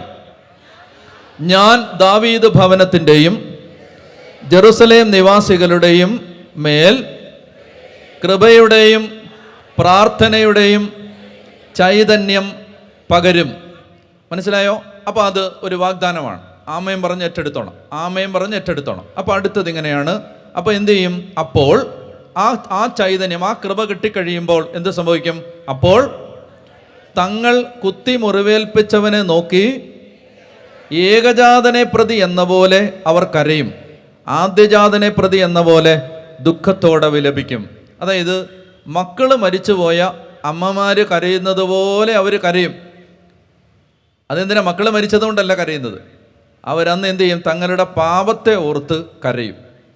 ഇതാണ് ചൈതന്യം, ഇതാണ് അഭിഷേകം. അപ്പോൾ ഈ രാത്രിയിൽ പരിശുദ്ധാത്മാവ് നമുക്ക് തരാൻ ആഗ്രഹിക്കുന്ന ഒരു അഭിഷേകമാണ് നമ്മുടെ ജീവിതത്തെ നോക്കി കരയാനുള്ള ഒരു അഭിഷേകം. നമ്മുടെ ജീവിതത്തിൻ്റെ ബലഹീനതകളെ നോക്കി കരയാനുള്ള ഒരു അഭിഷേകം. നമ്മുടെ ജീവിതത്തിൻ്റെ പോരായ്മകളെ തിരിച്ചറിയാനുള്ള കൃപയുടെയും അനുതാപത്തിൻ്റെയും പ്രാർത്ഥനയുടെയും കൃപയുടെയും ഒരഭിഷേകം. തങ്ങൾ കുത്തി മുറിവേൽപ്പിച്ചവനെ നോക്കി പാപം ചെയ്ത് ദൈവത്തെ വേദനിപ്പിച്ചതോർത്ത് കരയാനും വിലപിക്കാനും ഒരഭിഷേകം. പറഞ്ഞേ ഹല്ലേലൂയ. ഇനി സക്കറിയ മറിച്ച് മലാക്കിയും മറിച്ച് മത്തായിലേക്ക് വരിക. മത്തായിയുടെ സുവിശേഷത്തിൽ ദൈവത്തിൻ്റെ വചനം ഇപ്രകാരം പറയുന്നുണ്ട്. അതായത് നമ്മൾ മത്തായിയുടെ സുവിശേഷം 5-ാം അധ്യായത്തിൻ്റെ 4-ാം തിരുവചനം വായിക്കുക. മത്തായി 5:4 വായിക്കുക. വിലപിക്കുന്നവർ ഭാഗ്യവാന്മാർ, അവർ ആശ്വസിപ്പിക്കപ്പെടും. മനസ്സിലായി? മതി. വിലപിക്കുന്നവർ ഭാഗ്യവാന്മാർ, അവർ ആശ്വസിപ്പിക്കപ്പെടും. വിലപിക്കുന്നവർ ഭാഗ്യവാന്മാർ. മനസ്സിലാവുന്നുണ്ടോ? വിലപിക്കാൻ ഒരഭിഷേകം, കരയാൻ ഒരഭിഷേകം. എന്തോർത്തിട്ടാണ്? നമ്മുടെ ജീവിതത്തിൻ്റെ പോരായ്മകൾ ഓർത്ത് കരയാൻ ഒരഭിഷേകം. ഇതാണ് റോമാലേഖനത്തിൻ്റെ 8-ാം അധ്യായത്തിൽ വീണ്ടും പരിശുദ്ധാത്മാവ് പറയുന്ന ഒരഭിഷേകമാണിത്. റോമാലേഖനത്തിൻ്റെ 8-ാം അധ്യായത്തിൻ്റെ 23-ാമത്തെ വാക്യം, 22ഉം 23ഉം വായിക്കാം. Romans 8:22 and 23. റോമാലേഖനം 8-ാം അധ്യായം 22ഉം 23ഉം വായിക്കാമോ? സമസ്ത സൃഷ്ടികളും ഒന്നു ചേർന്ന് ഇതുവരെയും ഈറ്റുനോവ് അനുഭവിക്കുകയും നെടുവേർപ്പെടുകയും ചെയ്യുന്നു എന്ന് നമുക്ക് അറിയാം. സൃഷ്ടി മാത്രമല്ല, ആത്മാവിൻ്റെ ആദിഫലം ലഭിച്ചിരിക്കുന്ന നാമും നമ്മുടെ ശരീരങ്ങളുടെ വീണ്ടെടുപ്പാകുന്ന പുത്രത്വ ലബ്ധി പ്രതീക്ഷിച്ചുകൊണ്ട് ആന്തരികമായി വിലപിക്കുന്നു. വളരെ പ്രധാനപ്പെട്ട ഒരു കാര്യം പറഞ്ഞാൽ ശ്രദ്ധിക്കാവോ? ഇത് വളരെ പ്രധാനപ്പെട്ടതാണ്, ഗഹനമാണ്, കട്ടിയുള്ളതാണ്. ശ്രദ്ധിക്കാവോ? ഹലോ, ആരോടാ? സിസ്റ്റർമാരെങ്കിലും പറ. സമാധാനമായി. അപ്പോൾ ശ്രദ്ധിച്ചാലേ മനസ്സിലാവത്തുള്ളൂ. അതുകൊണ്ട് അങ്ങനെ പറഞ്ഞത്. നമ്മൾ രക്ഷിക്കപ്പെടുമ്പോൾ യഥാർത്ഥത്തിൽ യേശുക്രിസ്തുവിലൂടെയുള്ള രക്ഷ നമ്മൾ ആദ്യമായിട്ട് അനുഭവിച്ചത് എപ്പോഴാണ്? യേശുവിലൂടെയുള്ള രക്ഷ ഒരു വ്യക്തിയുടെ, ഇപ്പം ചേട്ടൻ്റെ അകത്തേക്ക് യേശുവിലൂടെയുള്ള രക്ഷ ആദ്യമായിട്ട് കടന്നു വന്നത് എങ്ങനെയാണ്? ഇരുന്നാൽ മതി. മാമോദീസ എന്ന കൂദാശയിലൂടെയാണ് ചേട്ടൻ്റെ അകത്തേക്ക് രക്ഷ കടന്നു വന്നത്, ആണല്ലോ. അപ്പോൾ ഈ രക്ഷ കടന്നു വന്നപ്പോൾ ചേട്ടൻ അന്നൊരു കുഞ്ഞായിരുന്നു അല്ലേ? ഓർക്കുന്നുണ്ടോ ആ ദിവസം? ഇല്ല. 1980 ഓഗസ്റ്റ് 29 എൻ്റെ മാമോദീസ. ചേട്ടൻ്റെ ഓർമ്മയുണ്ടോ? എന്നാ?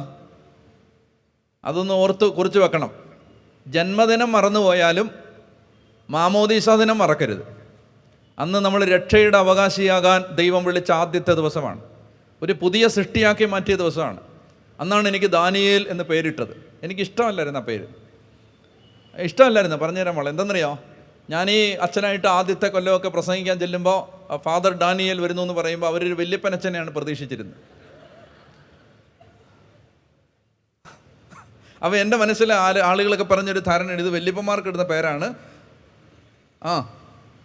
പക്ഷേ ഇപ്പോൾ പിള്ളേർക്കൊക്കെ പേരിടുന്നുണ്ട് ഡാനിയേൽ എന്ന്. ഉള്ള പന്ന പിള്ളേർക്കെല്ലാം ഡാനിയേൽ എന്ന് പേരിടുന്നു. അല്ലല്ല, നല്ല പിള്ളേർ. പറഞ്ഞേ ഹല്ലേലൂയ. അപ്പോൾ ഏതായാലും കേട്ടോണേ. അപ്പോൾ 1980 ഓഗസ്റ്റ് 29 കേട്ടോ, മാമോദീസ. അന്നാണ് രക്ഷയുടെ ആരംഭം. ഞാൻ രക്ഷയുടെ ആദ്യത്തെ ദിവസമാണ് എൻ്റെ ജീവിതത്തിൽ. അപ്പോൾ ചോദ്യം ഇതാണ്, അന്ന് മാമോദീസായിൽ ഞാൻ രക്ഷയുടെ കൃപാവരത്തിലേക്ക് പ്രവേശിച്ചപ്പോൾ ശരിക്കും ഈ രക്ഷ കടന്നു വന്നത്, രക്ഷയെന്ന് പറഞ്ഞാൽ എന്താ? നമ്മൾ ആ പാക്കറ്റ് പൊട്ടിക്കാൻ പോവാണ്. മാമോദീസായിൽ നടന്നത് എന്തൊക്കെയാണ്? ആ പാക്കറ്റ് ഒന്ന് പൊട്ടിക്കാൻ പോവാണ്. അപ്പം അന്ന് എന്തൊക്കെയാണ് നടന്നേ? അറിയാവുന്നൊക്കെ പറ. അന്ന് വല്ലതൊക്കെ നടന്നോ? അമ്മച്ചിയുടെ കയ്യിലിരുന്ന് മൂത്രം ഒഴിച്ചു, പിന്നെ കരഞ്ഞു, പിന്നെ അച്ഛനെ കണ്ണുറുക്കി പേടിപ്പിച്ചു. എന്തൊക്കെയാണ് നടന്നേ പറ. തലേ വെള്ളം ഒഴിച്ചു, അത്രയും ഉണ്ടല്ലോ. തിരി കത്തിച്ചു. ഞാൻ പറയുന്നത് അതല്ല, അന്ന് എന്തൊക്കെ ചെയ്തു, ആചാരങ്ങൾ പറയാനല്ല. അന്ന് എന്തൊക്കെ നടന്നു? തൈലാഭിഷേകം, അതാണോ? വിശ്വാസം. അന്ന് എന്തൊക്കെ, അതൊക്കെ നിങ്ങൾ ചെയ്ത കാര്യങ്ങളാണ്. ആ ചെയ്ത കാര്യങ്ങൾ അദൃശ്യമായ പ്രസാദവരത്തെ ദൃശ്യമാക്കുന്ന അടയാളമാണ് കൂദാശ. അന്ന് നിങ്ങളീ പറയുന്ന അന്ന് നിങ്ങൾ നടന്ന കാര്യങ്ങളൊക്കെ പറയണേ. അതല്ല ഞാൻ ചോദിക്കുന്നത്. അന്ന് നിങ്ങളുടെ ആത്മാവിൽ എന്തൊക്കെ നടന്നു എന്ന്. അതാ എനിക്കറിയണ്ട. എന്തൊക്കെ നടന്നു? ഉത്ഭവ പാപം ഇല്ലാതായി. 1 കൂട്ടിക്കോണേ. 1 ഉത്ഭവ പാപം ഇല്ലാതായി. പിന്നെ പരിശുദ്ധാത്മാവിനെ സ്വീകരിച്ചു. 2 പിന്നെ സഭയുടെ അംഗമായി, യേശുക്രിസ്തുവിൻ്റെ അവയവമായിട്ട് മാറി. യേശുക്രിസ്തുവിൻ്റെ അവയവമായിട്ട് മാറി, സഭയുടെ അംഗമായിട്ട് മാറി. പിന്നെ 4 വിശ്വാസം, പ്രത്യാശ, സ്നേഹം, ഈ ദൈവിക പുണ്യങ്ങൾ ആത്മാവിലേക്ക് നിവേശിപ്പിക്കപ്പെട്ടു. 4 പിന്നെ സ്വർഗരാജ്യത്തിന് നിത്യതയ്ക്ക് അവകാശിയായിട്ട് മാറി. 5 പിന്നെന്താ? ദൈവത്തിൻ്റെ മകനും മകളുമായിട്ട് മാറി. ഇതെല്ലാമാണ് മാമോദീസായിൽ നടന്നത്, ആണല്ലോ. ചോദ്യം, ഇതെല്ലാം നടന്നത് എവിടെയാണ്? ഒരു വ്യക്തി എന്ന് പറയുന്നത്, ശ്രദ്ധിക്കണം, ഒരു വ്യക്തി എന്ന് പറയുന്നത് ബൈബിൾ പ്രകാരം ഒരു വ്യക്തി എന്ന് പറയുന്നത് 3 കാര്യങ്ങൾ കൂടിച്ചേരുന്നതാണ്. 1 തെസ്സലോനിക്കർ 5-ാം അധ്യായം എടുക്കുക. 1 തെസ്സലോനിക്കർ 5-ാം അധ്യായം. ദൈവത്തിൻ്റെ കണ്ണിൽ, ബൈബിളിൻ്റെ കണ്ണിൽ ഒരു വ്യക്തി എന്ന് പറയുന്നത് man is the composite of 3 things. 3 കാര്യങ്ങൾ കൂടിച്ചേരുന്നതാണ് മനുഷ്യൻ.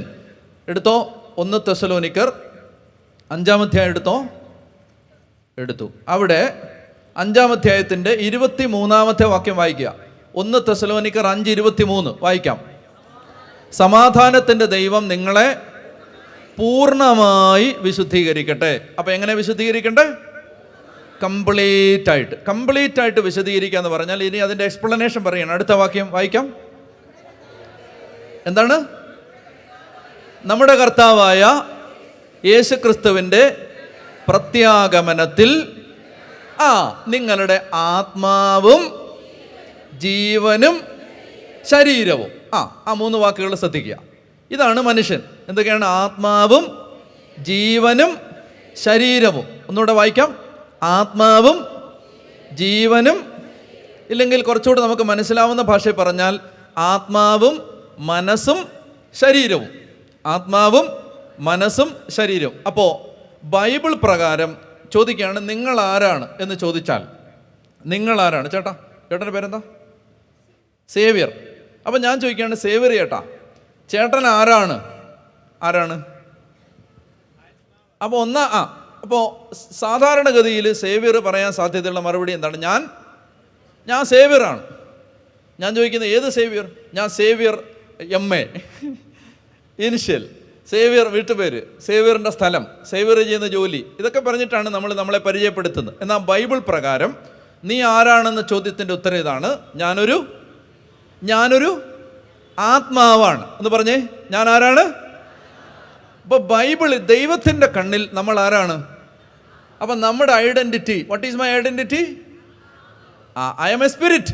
ഞാനൊരു ആത്മാവാണ്. അപ്പോൾ എൻ്റെ ചോദ്യം ഇതാണ്, നിങ്ങൾ ആരാണ്? ഹലോ, നിങ്ങൾ ആരാണെന്ന്? ആത്മാവ്. നിങ്ങൾ ആരാണെന്ന് ചോദിച്ചാൽ ഞാനൊരു ആത്മാവാണ്. നിങ്ങൾ ആരാണ്? ഇനി ഇങ്ങനെ പറയുന്നത്, ഞാനൊരു ആത്മാവാണ്, എനിക്കൊരു മനസ്സുണ്ട്, ഞാനൊരു ശരീരത്തിൽ ജീവിക്കുന്നു. ഇതാണ് മനുഷ്യൻ. ഞാനൊരു ആത്മാവാണ്, എനിക്കൊരു മനസ്സുണ്ട്, ഞാനൊരു ശരീരത്തിൽ ജീവിക്കുന്നു. ഇതാണ് മനുഷ്യൻ്റെ ഐഡൻറ്റിറ്റി ബൈബിൾ പ്രകാരം. ആത്മാവ്, മനസ്സ്, ശരീരം. ഇനി ശ്രദ്ധിക്കുക, മാമോദീസായിൽ രക്ഷ ആരംഭിച്ചപ്പോൾ പരിശുദ്ധാത്മാവ് വന്നു, നീതീകരിക്കപ്പെട്ടു, ആദിമ നീതീകരണം നടന്നു, വിശ്വാസം, പ്രത്യാശ, സ്നേഹം ഇവ ആത്മാവിലേക്ക് വർഷിക്കപ്പെട്ടു, ദൈവത്തിൻ്റെ മകനായി മാറി, യേശുക്രിസ്തുവിൻ്റെ അവയവമായി മാറി, സഭയുടെ അംഗമായിട്ട് മാറി. ഇതെല്ലാം സംഭവിച്ചത്, ചോദ്യം, ഒരു മനുഷ്യൻ്റെ ആത്മാവിലാണോ, മനസ്സിലാണോ, ശരീരത്തിലാണോ? ഈ കൃപാവരം ഇറങ്ങി വന്നത് ഒരു വ്യക്തിയുടെ ആത്മാവിലാണോ മനസ്സ്? ഈ കുഞ്ഞിന് പള്ളിയിലോട്ട് കൊണ്ടുപോയ അതേ കുഞ്ഞിനെ തന്നെയാണ് തിരിച്ചു കൊണ്ടുവരുന്നത്. പ്രത്യേകിച്ച് അതിന് ശരീരത്തിലൊരു മാറ്റവും വന്നിട്ടില്ല, അതിൻ്റെ മനസ്സിനും ഒരു മാറ്റവും വന്നിട്ടില്ല. എവിടെയാണ് മാറ്റം വന്നിട്ടുള്ളത്? ഇത് കാണാൻ വയ്യാത്ത ആത്മാവിലാണ് ഈ വ്യത്യാസം വന്നത്. ആത്മാവിൽ പറഞ്ഞേ ഹല്ലേലൂയാ, പറഞ്ഞേ ഹല്ലേലൂയാ. ആത്മാവിലാണ് ഈ മാറ്റം സംഭവിച്ചിരിക്കുന്നത്. ആത്മാവിൽ. നിങ്ങൾക്കിത് എത്രമാത്രം മനസ്സിലാവുമെന്ന് എനിക്ക് അറിഞ്ഞുകൂടാ. പക്ഷേ എനിക്കിത് മനസ്സിലായിട്ടുള്ളത് എങ്ങനെയെന്ന് വെച്ചാൽ, ഞാനൊരു ഉദാഹരണം പറയാം. ഞങ്ങൾ ഛത്തീസ്ഗഡിൽ സിംഗിൾ ദ്വീപ് എന്ന് പറയുന്ന ഒരു ഗ്രാമം, ആ ഗ്രാമത്തിൽ സുവിശേഷം പ്രസംഗിച്ചുകൊണ്ടിരിക്കുമ്പോൾ ഞങ്ങളിങ്ങനെ എല്ലാ മാസവും പോകുമായിരുന്നു. അപ്പോൾ അവിടെ ആദ്യത്തെ മാസം ചെന്ന് സുവിശേഷം പ്രസംഗിക്കുന്ന സമയത്ത് ഈ വിജാതീയരുടെ ഇടയിൽ സുവിശേഷം പറയുമ്പോൾ ഈശോ ആദ്യമായിട്ട് സുവിശേഷം പ്രസംഗിക്കാൻ പോയവർക്ക് കൊടുത്ത അധികാരം ഏതാ? പിശാചുക്കളെ ബഹിഷ്കരിക്കാനുള്ള അധികാരമാണ്, ആണല്ലോ. അവൻ തൻ്റെ 12 അപ്പസ്തോലന്മാരെ അടുത്ത് വിളിച്ച് സകല പിശാചുക്കളുടെ മേലും അവർക്ക് അധികാരവും ശക്തിയും കൊടുത്തു. അപ്പോൾ അതെന്തിനായിരിക്കും? അതായത് സുവിശേഷ പ്രഘോഷണത്തിന് ഒരു സ്ഥലത്ത് ചെല്ലുമ്പോൾ സുവിശേഷകർക്ക് ആദ്യം നേരിടാനുള്ളത് പിശാചുക്കളെയാണ്. അത് നമ്മൾ കാണുന്നത്, അതിപ്പോൾ കോഴിക്കോട് കൺവെൻഷന് വന്ന് സുവിശേഷം പ്രസംഗിക്കുമ്പോൾ ഈ വർഷങ്ങളായിട്ട് ഇരിക്കുന്ന പിശാചുക്കൾ ഒരുമാതിരി മെരുങ്ങിയിരിക്കുന്ന പിശാചുക്കളാണ്. അതിങ്ങനെ അധികം വെളിപ്പെട്ട് വരത്തില്ല. പറഞ്ഞേ ഹല്ലേലൂയാ, മനസ്സിലായോ? അതായത് എന്നാൽ ഈ അങ്ങനെ പരിചയമില്ലാത്ത പിശാചുക്കളുണ്ട്. ഈ എന്താ പറയുന്നത്, ഈ തഴക്കം പഠിക്കാത്ത പിശാചുക്കൾ. മറ്റേത് ഈ തഴക്കം പഠിച്ച് കുറേ ഇങ്ങനെ ആ വേലത്തരം പഠിച്ച പിശാചാണ്. അതിങ്ങനെ അതറിയാം. അത് കൺവെൻഷനൊക്കെ മര്യാദയ്ക്ക് ഇരുന്നിട്ട് ഇറങ്ങിക്കഴിഞ്ഞ് വീട്ടിൽ ചെല്ലുമ്പോഴേ ഇളകത്തുള്ളൂ. അങ്ങനെ അത്. എന്നാൽ ഈ മറ്റേതെന്ന് പറഞ്ഞാൽ റോ പിശാചുകൾ, റോഡ് സാധാരണ അത്ര മെരുങ്ങാത്ത പിശാച്, അത് എന്ത് ചെയ്യും? അത് സുവിശേഷം യേശുവിനെ കുറിച്ച് പ്രസംഗിക്കാൻ തുടങ്ങിയാൽ അപ്പം ഇളകും. അപ്പം നമ്മൾ വിജാതീയരുടെ ഇടയിൽ സുവിശേഷം പ്രസംഗിക്കുന്ന സമയത്ത് നേരിടുന്ന ആദ്യത്തെ പ്രശ്നം എന്ന് പറഞ്ഞാൽ പിശാചുക്കൾ ഇളകാൻ തുടങ്ങും. അതിങ്ങനെ ഓരോന്നോരോന്ന് ഇളകി വരാൻ തുടങ്ങും. അപ്പോൾ അപ്പോഴത്തെ പിന്നെ ഏറ്റവും വലിയ ജോലി എന്ന് പറഞ്ഞാൽ ഈ പിശാചിനെ ബഹിഷ്കരിക്കലാണ്. പിശാചുകളെ ബഹിഷ്കരിക്കും. അപ്പോൾ പ്രസംഗിക്കാൻ അങ്ങോട്ട് തുടങ്ങും, പ്രാർത്ഥിക്കാൻ തുടങ്ങുമ്പോൾ തന്നെ സാത്താൻ ഇളകും. പിന്നെ പോയി പ്രാർത്ഥിച്ച് ഒന്നിളകി ഒന്ന് ശാന്തമായി കഴിയുമ്പോൾ അത് അടുത്ത ഇളകും. അതാണ് പരിപാടി. കുറച്ച് പേരേ ഉള്ളൂ, പക്ഷെ നമ്മൾ മടുക്കും. മനസ്സിലായോ? ഇതിങ്ങനെ ഇതൊക്കെ ഞാൻ ബലമെന്നറിയാം. പോട്ടെ, നമ്മുടെ വിഷയം അല്ലാത്തതുകൊണ്ട് അതിലേക്കൊന്നും പോകണ്ട. അപ്പോൾ ഏതായാലും അങ്ങനെ. അപ്പോൾ ആദ്യത്തെ പ്രാവശ്യം പോയി ഇതുപോലെ പിശാചിളകി, വീണ്ടും പ്രാർത്ഥിച്ചു, ശാന്തമായി, ഞങ്ങൾ തിരിച്ചു വരുന്നു. അടുത്ത മാസം പോയി, അപ്പോൾ ദാ വീണ്ടും പിശാചിളകുന്നു. 2-3 മാസമായപ്പോൾ എനിക്ക് മനസ്സിലായി ഇതിങ്ങനെ വിട്ടാൽ പറ്റില്ല. അപ്പം ഞാൻ ഈ പിശാച് ബാധിതനായ ചെറുപ്പക്കാരൻ, എനിക്ക് ഹിന്ദി അറിയില്ല, ഛത്തീസ്ഗഡി ഭാഷ അറിയില്ല, എനിക്കറിയാവുന്ന ഭാഷ മലയാളവും ഇംഗ്ലീഷുമാണ്. അപ്പം ഞാൻ ഇംഗ്ലീഷിൽ പ്രസംഗിക്കും. അവിടുത്തുകാരനൊരു ചെറുപ്പക്കാരൻ ഛത്തീസ്ഗഡിയിലേക്ക് ട്രാൻസ്ലേറ്റ് ചെയ്യും. അങ്ങനെയാണ്. അപ്പോൾ ഈ മനുഷ്യൻ, എൻ്റെ മുമ്പിൽ നിൽക്കുന്ന ഈ മനുഷ്യൻ ഇങ്ങനെ പിശാച് ഇങ്ങനെ ഇളകുമ്പോൾ ഞാൻ അവനോട് ഇംഗ്ലീഷിൽ ഇങ്ങനെ ഉറക്കെ പറഞ്ഞു, നീ ഈ പിശാചിൻ്റെ അടിമത്തത്തിൽ നിന്ന് സ്വതന്ത്രനാകണമെങ്കിൽ. ഇപ്പോഴത്തെ പ്രശ്നം എന്താണ്? 1 മാസം ഞങ്ങൾ വരുന്നു, പ്രാർത്ഥിക്കുന്നു, നീ ശാന്തമാവുന്നു, 4 ദിവസം കഴിയുമ്പോൾ വീണ്ടും പിശാച് കയറുന്നു, നീ വീണ്ടും ഇങ്ങനെ വരുന്നു. ഈ അടിമത്തത്തിൽ നിന്ന് നീ സ്വതന്ത്രനാകണമെങ്കിൽ നീ യേശുക്രിസ്തുവിനെ രക്ഷകനും നാഥനും ദൈവവും കർത്താവുമായി സ്വീകരിച്ച് മാമോദീസ സ്വീകരിച്ചാൽ ഈ പിശാച് എന്നേക്കുമായിട്ട് പോകും. ഇത് ഞാൻ ഇംഗ്ലീഷിലാണ് പറയുന്നത്. അപ്പോൾ ഛത്തീസ്ഗഡി ഭാഷയിലേക്ക് എൻ്റെ അടുത്ത് നിൽക്കുന്നവൻ ട്രാൻസ്ലേറ്റ് ചെയ്യണം. അപ്പോൾ ഞാൻ ഇംഗ്ലീഷിൽ പറയുകയാണ്, നീ യേശുക്രിസ്തുവിനെ രക്ഷകനും നാഥനുമായിട്ട് സ്വീകരിച്ച് മാമോദീസ സ്വീകരിച്ചാൽ ഈ പിശാച് എന്നേക്കുമായിട്ട് വിട്ടുപോകും എന്ന് പറയുമ്പോൾ ഈ പിശാച് ബാധിതൻ അലറിക്കൊണ്ട് പറയുകയാണ്, നോ. ട്രാൻസ്ലേഷൻ ചെയ്യാൻ വന്നവൻ ബോധം കെട്ടാൻ നിൽക്കുകയാണ്. നിങ്ങൾക്ക് മനസ്സിലായോ? അതായത് അത്രയും നേരം ഇംഗ്ലീഷിൽ പറഞ്ഞുകൊണ്ടിരുന്നു, മനസ്സിലാകാതിരുന്നവൻ പിശാച് ഇളകും. അപ്പോൾ പിശാചിന് ഇതൊക്കെ അറിയാം. അപ്പോൾ നോ. അപ്പം ഞാൻ പറഞ്ഞു, യെസ്. നോയോ? യെസ്. നിന്റെ ഈ സാത്താൻ വിട്ടു പോകണമെങ്കിൽ നീ യേശുവിനെ രക്ഷകനും നാഥനുമായിട്ട്. അങ്ങനെ ഞാൻ അവിടെയുള്ള അവിടെയുള്ള അച്ഛനോട് പറഞ്ഞു. അങ്ങനെ അവിടെയുള്ള വോളണ്ടിയേഴ്സ് ഇവരെ ഒരുക്കി. അതിനുശേഷം അടുത്ത പ്രാവശ്യം ചെന്നപ്പോൾ ഞങ്ങൾ അവർക്ക് മാമോദീസ കൊടുത്തു. മാമോദീസ സ്വീകരിച്ച് കഴിഞ്ഞിട്ട് എൻ്റെ കയ്യിൽ, ഇപ്പോൾ കാണിക്കാൻ സംവിധാനമൊന്നും ഇല്ലാത്തതുകൊണ്ടാണ്, എൻ്റെ കയ്യിൽ അവൻ അടുത്ത പ്രാവശ്യം തൊട്ട് ഞങ്ങൾ സുവിശേഷം പ്രസംഗിക്കാൻ പോകുമ്പോൾ ഞങ്ങൾ വചനം പറയുമ്പോൾ ഉറക്കെ ഇരുന്ന് വചനം വായിക്കുന്നത് ഇവനാണ്. ബൈബിൾ എടുത്ത് വായിച്ചുകൊണ്ടിരിക്കും. അവൻ്റെ കുടുംബജീവിതത്തിൽ അവന് കുഞ്ഞില്ലായിരുന്നു. അവന് കർത്താവ് അടുത്ത ഈ സമയങ്ങളിൽ കുഞ്ഞിനെ കൊടുത്ത് അനുഗ്രഹിച്ചു. ആ കുടുംബം മുഴുവൻ മാമോദീസ സ്വീകരിച്ചു. അവൻ പിന്നീട് ആ പൈശാചിക ബാധ പിന്നീട് ഒരിക്കലും പിന്നെ സുവിശേഷം പറയുമ്പോൾ ഇളകി വരികയോ വെളിപ്പെടുകയോ ചെയ്യാതെ ആ പിശാച് എന്നേക്കുമായിട്ട് വിട്ടുപോവുകയും ചെയ്തു. എന്താ ഇവിടെ സംഭവിച്ചത്? മാമോദീസ. ഇത് ഈ മൂത്ത ക്രിസ്ത്യാനിക്ക് മനസ്സിലാവത്തില്ല. ഇത് വിജാതീയർക്ക് അവർ മാമോദീസ സ്വീകരിക്കുന്ന സമയത്താണ്. ഞാൻ നൂറുകണക്കിനല്ല ആയിരക്കണക്കിന് ആളുകളോട് സുവിശേഷം പറയുകയും നൂറുകണക്കിന് ആളുകൾക്ക് മാമോദീസ കൊടുക്കുകയും ചെയ്തിട്ടുണ്ട്, മുതിർന്നവർക്ക്. ഇപ്പോഴും അത് തുടർന്നുകൊണ്ടിരിക്കുന്നു. അപ്പോൾ ഞാൻ കണ്ടിട്ടുണ്ട് എന്താണ്, മാമോദീസ സ്വീകരിക്കുന്നതിന് മുമ്പുള്ള ആളല്ല മാമോദീസ സ്വീകരിച്ച് കഴിയുമ്പോൾ. അവരുടെ ആത്മാവിൽ വന്ന വ്യത്യാസം അവർക്ക് പറയാൻ പറ്റും. എനിക്കിഷ്ടം പോലെ തിരുവനന്തപുരത്ത് സെക്രട്ടേറിയറ്റ് ജോലി ചെയ്യുന്ന ഒരു സഹോദരി മാമോദീസ സ്വീകരിച്ചു.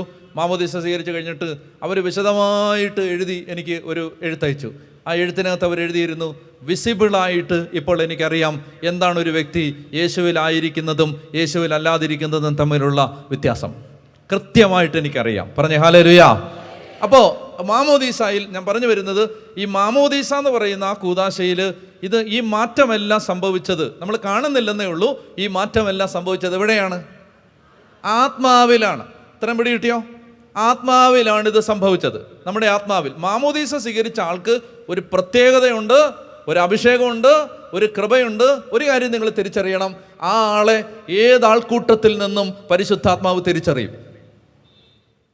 ആ ആളെ ദൈവത്തിൻ്റെ ആത്മാവിനും ദൈവദൂതന്മാർക്കും തിരിച്ചറിയാം. ആ ആളെ സ്വർഗത്തിന് കണ്ടാൽ അറിയാം. കാരണം എന്തെന്നറിയാമോ? സഭ പഠിപ്പിക്കുന്നതും തിരുവചനം പഠിപ്പിക്കുന്നതും മായാത്ത മുദ്ര എന്നാണ്. മായാത്ത മുദ്ര, ഇൻഡെലിബിൾ മാർക്ക്, ഒരിക്കലും മായാത്ത ഒരു മുദ്ര. നിങ്ങൾ 500 പേരെ കൊന്നാലും, നിങ്ങൾ 5000 ഭവനങ്ങൾ കൊള്ളയടിച്ചാലും നിങ്ങളെ മാമോദീസയുടെ മുദ്ര മായത്തില്ല. പറഞ്ഞേ ഹല്ലേലൂയ, പറഞ്ഞേ ഹല്ലേലൂയ. അതായത് മായാത്ത മുദ്ര, മായാത്ത മുദ്ര. പറഞ്ഞേ ഹല്ലേലൂയ. അപ്പോൾ ശ്രദ്ധിച്ച് കേൾക്കണം, ഇത് സംഭവിച്ചത് എവിടെയാണ്? മനുഷ്യനാരാണ്? മനുഷ്യനൊരു ആത്മാവാണ്, അവനൊരു മനസ്സുണ്ട്, അവനൊരു ശരീരത്തിൽ ജീവിക്കുന്നു. അപ്പോൾ ആത്മാവും മനസ്സും ശരീരവും ചേർന്ന ഈ സമ്പൂർണ്ണ വ്യക്തിത്വത്തിൻ്റെ ആത്മാവിലേക്കാണ് ദൈവകൃപ ഒഴുകിയിറങ്ങുന്നത്. ഫൗസ്റ്റീനായുടെ പുസ്തകത്തിൻ്റെ പേരെന്താണ്? എൻ്റെ അന്തരാത്മാവിലേക്ക് ഒഴുകിയിറങ്ങിയ ദൈവകരുണ. എൻ്റെ അന്തരാത്മാവിലേക്ക്, ആത്മാവിലാണ്. ഇത്രയും പിടി കിട്ടിയോ? അപ്പോൾ ഇനി രക്ഷ എന്ന് പറഞ്ഞാൽ എന്താണ്? രക്ഷ എന്ന് പറഞ്ഞാൽ ഈ ആത്മാവ് മാത്രം രക്ഷ പ്രാപിക്കുന്നതല്ല. ഈ ആത്മാവിൽ ആരംഭിച്ച രക്ഷ മനസ്സിലേക്കും ശരീരത്തിലേക്കും പകരപ്പെട്ട് ഒരു വ്യക്തി സമ്പൂർണമായി രക്ഷ പ്രാപിക്കുന്നതാണ് ക്രിസ്തീയ കാഴ്ചപ്പാടിൽ രക്ഷ. പിടികിട്ടുന്നുണ്ടോ? കുറച്ചുകൂടെ വ്യക്തമായിട്ട് പറഞ്ഞാൽ, ഇപ്പോൾ എനിക്ക് ആഗ്രഹമുണ്ട് എന്താണ്? നന്നായിട്ട് പെരുമാറണം, എല്ലാവരോടും ആളുകളോട് സ്നേഹമായിട്ട് പെരുമാറണം, ഇറിറ്റേറ്റഡ് ആവരുത്, കോപിക്കരുത്, മനുഷ്യരോട് പരമാവധി സഹിഷ്ണുതയും ക്ഷമയും കാണിക്കണം. എന്നാൽ നിങ്ങൾ ചിന്തിക്കുക, ഞാൻ രാവിലെ ഇപ്പോൾ ഉള്ള സത്യം തുറന്നു പറഞ്ഞാൽ, ഇപ്പോൾ ഈ ഉള്ള സത്യം തുറന്നു പറഞ്ഞാൽ ഒരു ദിവസം ഗ്യാപ്പില്ലാതെ ഓടിക്കൊണ്ടിരിക്കുമ്പോൾ, ഒറ്റ ദിവസവും ഗ്യാപ്പില്ല, എല്ലാ ദിവസവും ഉണ്ട്. ഇനി വൈകുന്നേരം, ചിലപ്പോൾ വൈകുന്നേരം ആയിരിക്കും, എല്ലാ ദിവസവും ഉണ്ട്. അപ്പോൾ എല്ലാ ദിവസവും ഓടുമ്പോൾ നമ്മൾ മനുഷ്യരല്ലേ, ഈ ശരീരം എന്തു ചെയ്യും? ശരീരം ടയർഡാവും, ശരീരം പിന്നെ പ്രതികരിക്കാതാവും, പിന്നെ ശരീരത്തിൽ ഭയങ്കര അരിശം വരും. ചെറിയ കാര്യം മതി അരിശം വരും. കാരണം എന്താണ്? ശരീരം മടുക്കുമ്പോൾ അതങ്ങനെയാണത്, ശരീരം പ്രതികരിക്കുന്ന അങ്ങനെയൊക്കെയാണ്. അപ്പോൾ നമുക്ക് എല്ലാവരോടും സ്നേഹമായിട്ട് പെരുമാറണമെന്നൊക്കെ ഉണ്ട് ചിലപ്പോൾ. പക്ഷേ ഇങ്ങനെ എന്ത് ചെയ്യും? നമ്മൾ മടുത്തിരിക്കുന്ന സമയത്ത്, ഒട്ടും പറ്റാതിരിക്കുന്ന സമയത്ത് ഒരാൾ വരുമ്പോൾ പുറമേ പ്രകടിപ്പിച്ചില്ലെങ്കിലും അകത്ത് കുറച്ച് ദേഷ്യം വരും. സത്യസന്ധമായ കാര്യം പറയണേ, അകത്ത് കുറച്ച് ദേഷ്യം വരും. ഇത് മനുഷ്യന് മനസ്സിലാവുന്നില്ലല്ലോ നമ്മൾ വിചാരിക്കും. എനിക്ക് വിട്ടുമാറാത്ത തലവേദനയായിട്ട് ഡോക്ടറെ കാണാൻ ചെന്നു. തലവേദന മാറുന്നേ ഇല്ല. എൻ്റെ എല്ലാ ഹിസ്റ്ററി മുഴുവൻ നോക്കിയിട്ട് ഈ ഡോക്ടർ നല്ല 70-72 വയസ്സുണ്ട്, നല്ല പ്രായമുള്ള ഡോക്ടറാണ്. അദ്ദേഹം പറഞ്ഞു, ഫാദർ നിങ്ങളെ ഞാൻ വഴക്ക് പറയാൻ പോവാണ്, നിങ്ങളെ ഞാൻ വഴക്ക്. എന്നിട്ട് അദ്ദേഹം ഒരു വാചകം പറഞ്ഞു, you are burning the candle from both the sides. നിങ്ങളൊരു മെഴുകുതിരി എടുത്തിട്ട് രണ്ടറ്റത്തുനിന്നും കത്തിച്ചുകൊണ്ടിരിക്കുകയാണ്. നിങ്ങളോട് ഞാൻ നേരത്തെ പറഞ്ഞതല്ലേ നിങ്ങൾ 7 മണിക്കൂർ ഉറങ്ങണമെന്ന് എന്ന് പറഞ്ഞ് എന്നെ വഴക്ക് പറയുകയാണ്. മനസ്സിലായോ? അപ്പം അങ്ങനെ നമ്മൾ ഈ ശരീരം നമുക്ക് വിശ്രമിക്കാനോ നമുക്ക് റെസ്റ്റ് എടുക്കാനോ ഇല്ലാതെ നമ്മളിങ്ങനെ അലഞ്ഞുകൊണ്ടിരിക്കുന്ന സമയത്ത് അരിശം വരുമോ? വരും. ഞാനൊരു ഉദാഹരണം പറയാം, മനസ്സിലാവാൻ വേണ്ടി ഉദാഹരണം പറയുകയാണ്. ഞാൻ ഒരു വീടിൻ്റെ 4ാമത്തെ നിലയിൽ താമസിക്കുന്നു, ഉദാഹരണമാണ്. അപ്പം ഞാൻ രാവിലെ മുതൽ വൈകിട്ട് 7 മണി വരെ പ്രസംഗിക്കുകയും ആളുകളെ കാണുകയും പ്രാർത്ഥിക്കുകയും എല്ലാം ചെയ്തിട്ട് 7 മണിക്ക് ഞാൻ ഈ 4 നില ലെഫ്റ്റ് വർക്ക് ചെയ്യുന്നില്ല, 4ാമത്തെ നിലയിലേക്ക് സ്റ്റെപ്പ് കയറി 4ാമത്തെ നിലയിൽ ചെന്ന് എങ്ങനെയെങ്കിലും ഒന്ന് കിടന്നാൽ മതി എന്ന് ഓർത്ത് കട്ടിലേക്ക് വീഴുന്ന സമയത്താണ് താഴെ നിന്ന് ഫോൺ വരുന്നു, അച്ഛാ ദേ കാസർഗോഡ് നിന്ന് ഒരു ക്യാൻസർ രോഗി കാണാൻ വന്നിട്ടുണ്ട്. നിങ്ങളെന്നാലോചിച്ചു, ആ സമയത്ത് നമ്മൾ ദൈവമൊന്നുമല്ല, നമ്മൾ ദൈവദൂതനല്ല, മനുഷ്യനല്ലേ, നമുക്ക് ഒരു ഇറിറ്റേഷൻ വരും. ദൈവമേ, ഞാൻ ഈ 7 മണിക്ക് വന്ന് എനിക്കൊന്ന് നടുവെന്ന് നിവർത്തേ ഉള്ളൂ, ഇനിയിപ്പോൾ അപ്പോൾ ഒരു അരിശം വരുമോ? പക്ഷെ അത് വരാൻ പാടില്ലാത്തതാണ്, ക്രിസ്തു ആണെങ്കിൽ എന്ത് ചെയ്തേനെ? അപ്പോൾ പോയേനെ. അത് വരാൻ പാടില്ലാത്തതാണ്. അപ്പം നമ്മളോട് തന്നെ കുറേ മല്ലടിച്ചാലേ ഇനി താഴോട്ട് ഇറങ്ങിപ്പോകാൻ പറ്റൂ. പോകുമായിരിക്കും ചിലപ്പോൾ, പക്ഷെ പോകുന്നത് പൂർണ്ണ മനസ്സോടാവില്ല. ഇവിടെ നിങ്ങൾ ശ്രദ്ധിച്ചേ, യേശുക്രിസ്തുവിൻ്റെ സ്വഭാവം ധരിക്കുന്നതിന് എനിക്ക് ആത്മാവിൽ ആഗ്രഹമുണ്ടെങ്കിലും എന്നെ തടസ്സപ്പെടുത്തുന്നത് ഇവിടെ എന്താ? എൻ്റെ ശരീരമാണ്. അതാണ്, യു ഗോട്ട് ദ പോയിന്റ്. എൻ്റെ ശരീരമാണ്. നമ്മൾ പലപ്പോഴും രക്ഷയുടെ പൂർണ്ണതയിലെത്തുന്നതിന് നമുക്കുള്ള തടസ്സം നമ്മുടെ മനസ്സും ശരീരവുമാണ്. അപ്പം രക്ഷയുടെ പൂർത്തീകരണം എന്ന് പറയുന്നത് ശരീരവും മനസ്സും കൂടി വീണ്ടെടുക്കപ്പെടുക എന്നുള്ളതാണ്. പറഞ്ഞേ ഹല്ലേലൂയാ. അപ്പോൾ എന്താണ് അനുതാപം? ശ്രദ്ധിച്ച് കേൾക്കുക, ഞാൻ പറയുന്നത് വളരെ ശ്രദ്ധിച്ച് മനസ്സിലാക്കുക. എന്താണ് അനുതാപം? അനുതാപം എന്ന് പറയുന്നത് രക്ഷയുടെ പൂർണ്ണത അനുഭവിക്കുന്നതിന് തടസ്സം നിൽക്കുന്ന മനസ്സിൻ്റെയും ശരീരത്തിൻ്റെയും കുറവുകളെ തിരിച്ചറിയുന്നതാണ് അനുതാപം. മനസ്സിലാവുന്നുണ്ടോ? നമുക്ക് എല്ലാവരെയും സ്നേഹിക്കണമെന്ന് ആഗ്രഹമുണ്ട്, അമ്മായിമ്മയോട് സ്നേഹമായിട്ട് പെരുമാറണമെന്ന് ആഗ്രഹമുണ്ട്. പക്ഷെ കാണുമ്പോൾ തന്നെ ചൂടുവെള്ളം കോരി ഒഴിക്കാൻ തോന്നുകയാണ്. ചെയ്യരുത്, തോന്നുകയാണ്. അമ്മായിമ്മയ്ക്ക് തിരിച്ചും അല്ലേ, ഭർത്താവിനെ സ്നേഹിക്കണമെന്ന് ആഗ്രഹമുണ്ട്, പറ്റുന്നില്ല. ഞാൻ ഈ എറണാകുളം കാക്കനാട് മോറിയ എന്ന് പറയുന്നൊരു ധ്യാനകേന്ദ്രമുണ്ട്. ആ ധ്യാനകേന്ദ്രത്തിൽ ശുശ്രൂഷ ചെയ്തുകൊണ്ടിരിക്കുന്ന സമയത്ത് ഒരു നല്ല പ്രായമുള്ള അമ്മച്ചി, 70-75 വയസ്സെങ്കിലും പ്രായമുണ്ടാവും. ആ പ്രായമുള്ള അമ്മച്ചി ഒരു കത്ത് കൊണ്ട് തന്നിട്ട് പറഞ്ഞു, മക്കളെ മറക്കാതെ വായിക്കണേന്ന് പറഞ്ഞു. വലിയ സാധനമാണെന്ന് പറഞ്ഞു, വലിയ സാധനമാണ് അതിനകത്ത് എഴുതിയിരിക്കുന്നത്, മറക്കാതെ വായിച്ചോണമെന്ന് പറഞ്ഞു. അപ്പോൾ ഞാൻ എറണാകുളത്ത് നിന്ന് തിരുവനന്തപുരത്തേക്ക് പോകുന്ന വഴിക്ക് വണ്ടിയിലിരുന്ന് അത് വായിച്ചു. അമ്മച്ചി എഴുതിയിരിക്കുകയാണ്, കുറേ വർഷങ്ങളായിട്ട് ഞാനും എൻ്റെ കെട്ടിയവനും 2 മുറിയിലാണ് കിടക്കുന്നത്. അമ്മച്ചി എഴുതിയിരിക്കുകയാണ്, കുറേ വർഷങ്ങളെ എനിക്ക് അങ്ങേരെ ഒരു കാരണവശാലും സ്നേഹിക്കാൻ പറ്റത്തില്ല, കാണുന്ന തന്നെ കലിയാണ്. മനസ്സിലായോ? അങ്ങനെ സ്നേഹിക്കാനൊക്കെ വരും, പക്ഷെ എനിക്ക് കാണുന്ന തന്നെ കലിയാണ്. ആർക്ക്? അമ്മച്ചിക്ക്. പാവം അമ്മച്ചി. അമ്മച്ചി പറയാണ്, അച്ഛൻ പറഞ്ഞില്ലേ ഈശോയേന്ന് വിളിക്കാൻ പറഞ്ഞപ്പോൾ ഞാൻ ഈശോയേന്ന് വിളിച്ചപ്പോൾ അച്ഛാ ഒരു കറുത്ത സാധനം എൻ്റെ അകത്തു നിന്ന് ഇറങ്ങിപ്പോയി. എഴുതിയിരിക്കുകയാണ്, ആ കത്തിനകത്ത് എഴുതിയിരിക്കുക, ഒരു കറുത്ത സാധനം ഇറങ്ങിപ്പോയി. ഞാൻ ഈ ധ്യാനകേന്ദ്രത്തിൽ നിന്ന് വീട്ടിൽ ചെന്നപ്പോൾ ഉണ്ടല്ലോ അച്ഛാ, എനിക്ക് കെട്ടിയവനോട് ഭയങ്കര സ്നേഹം.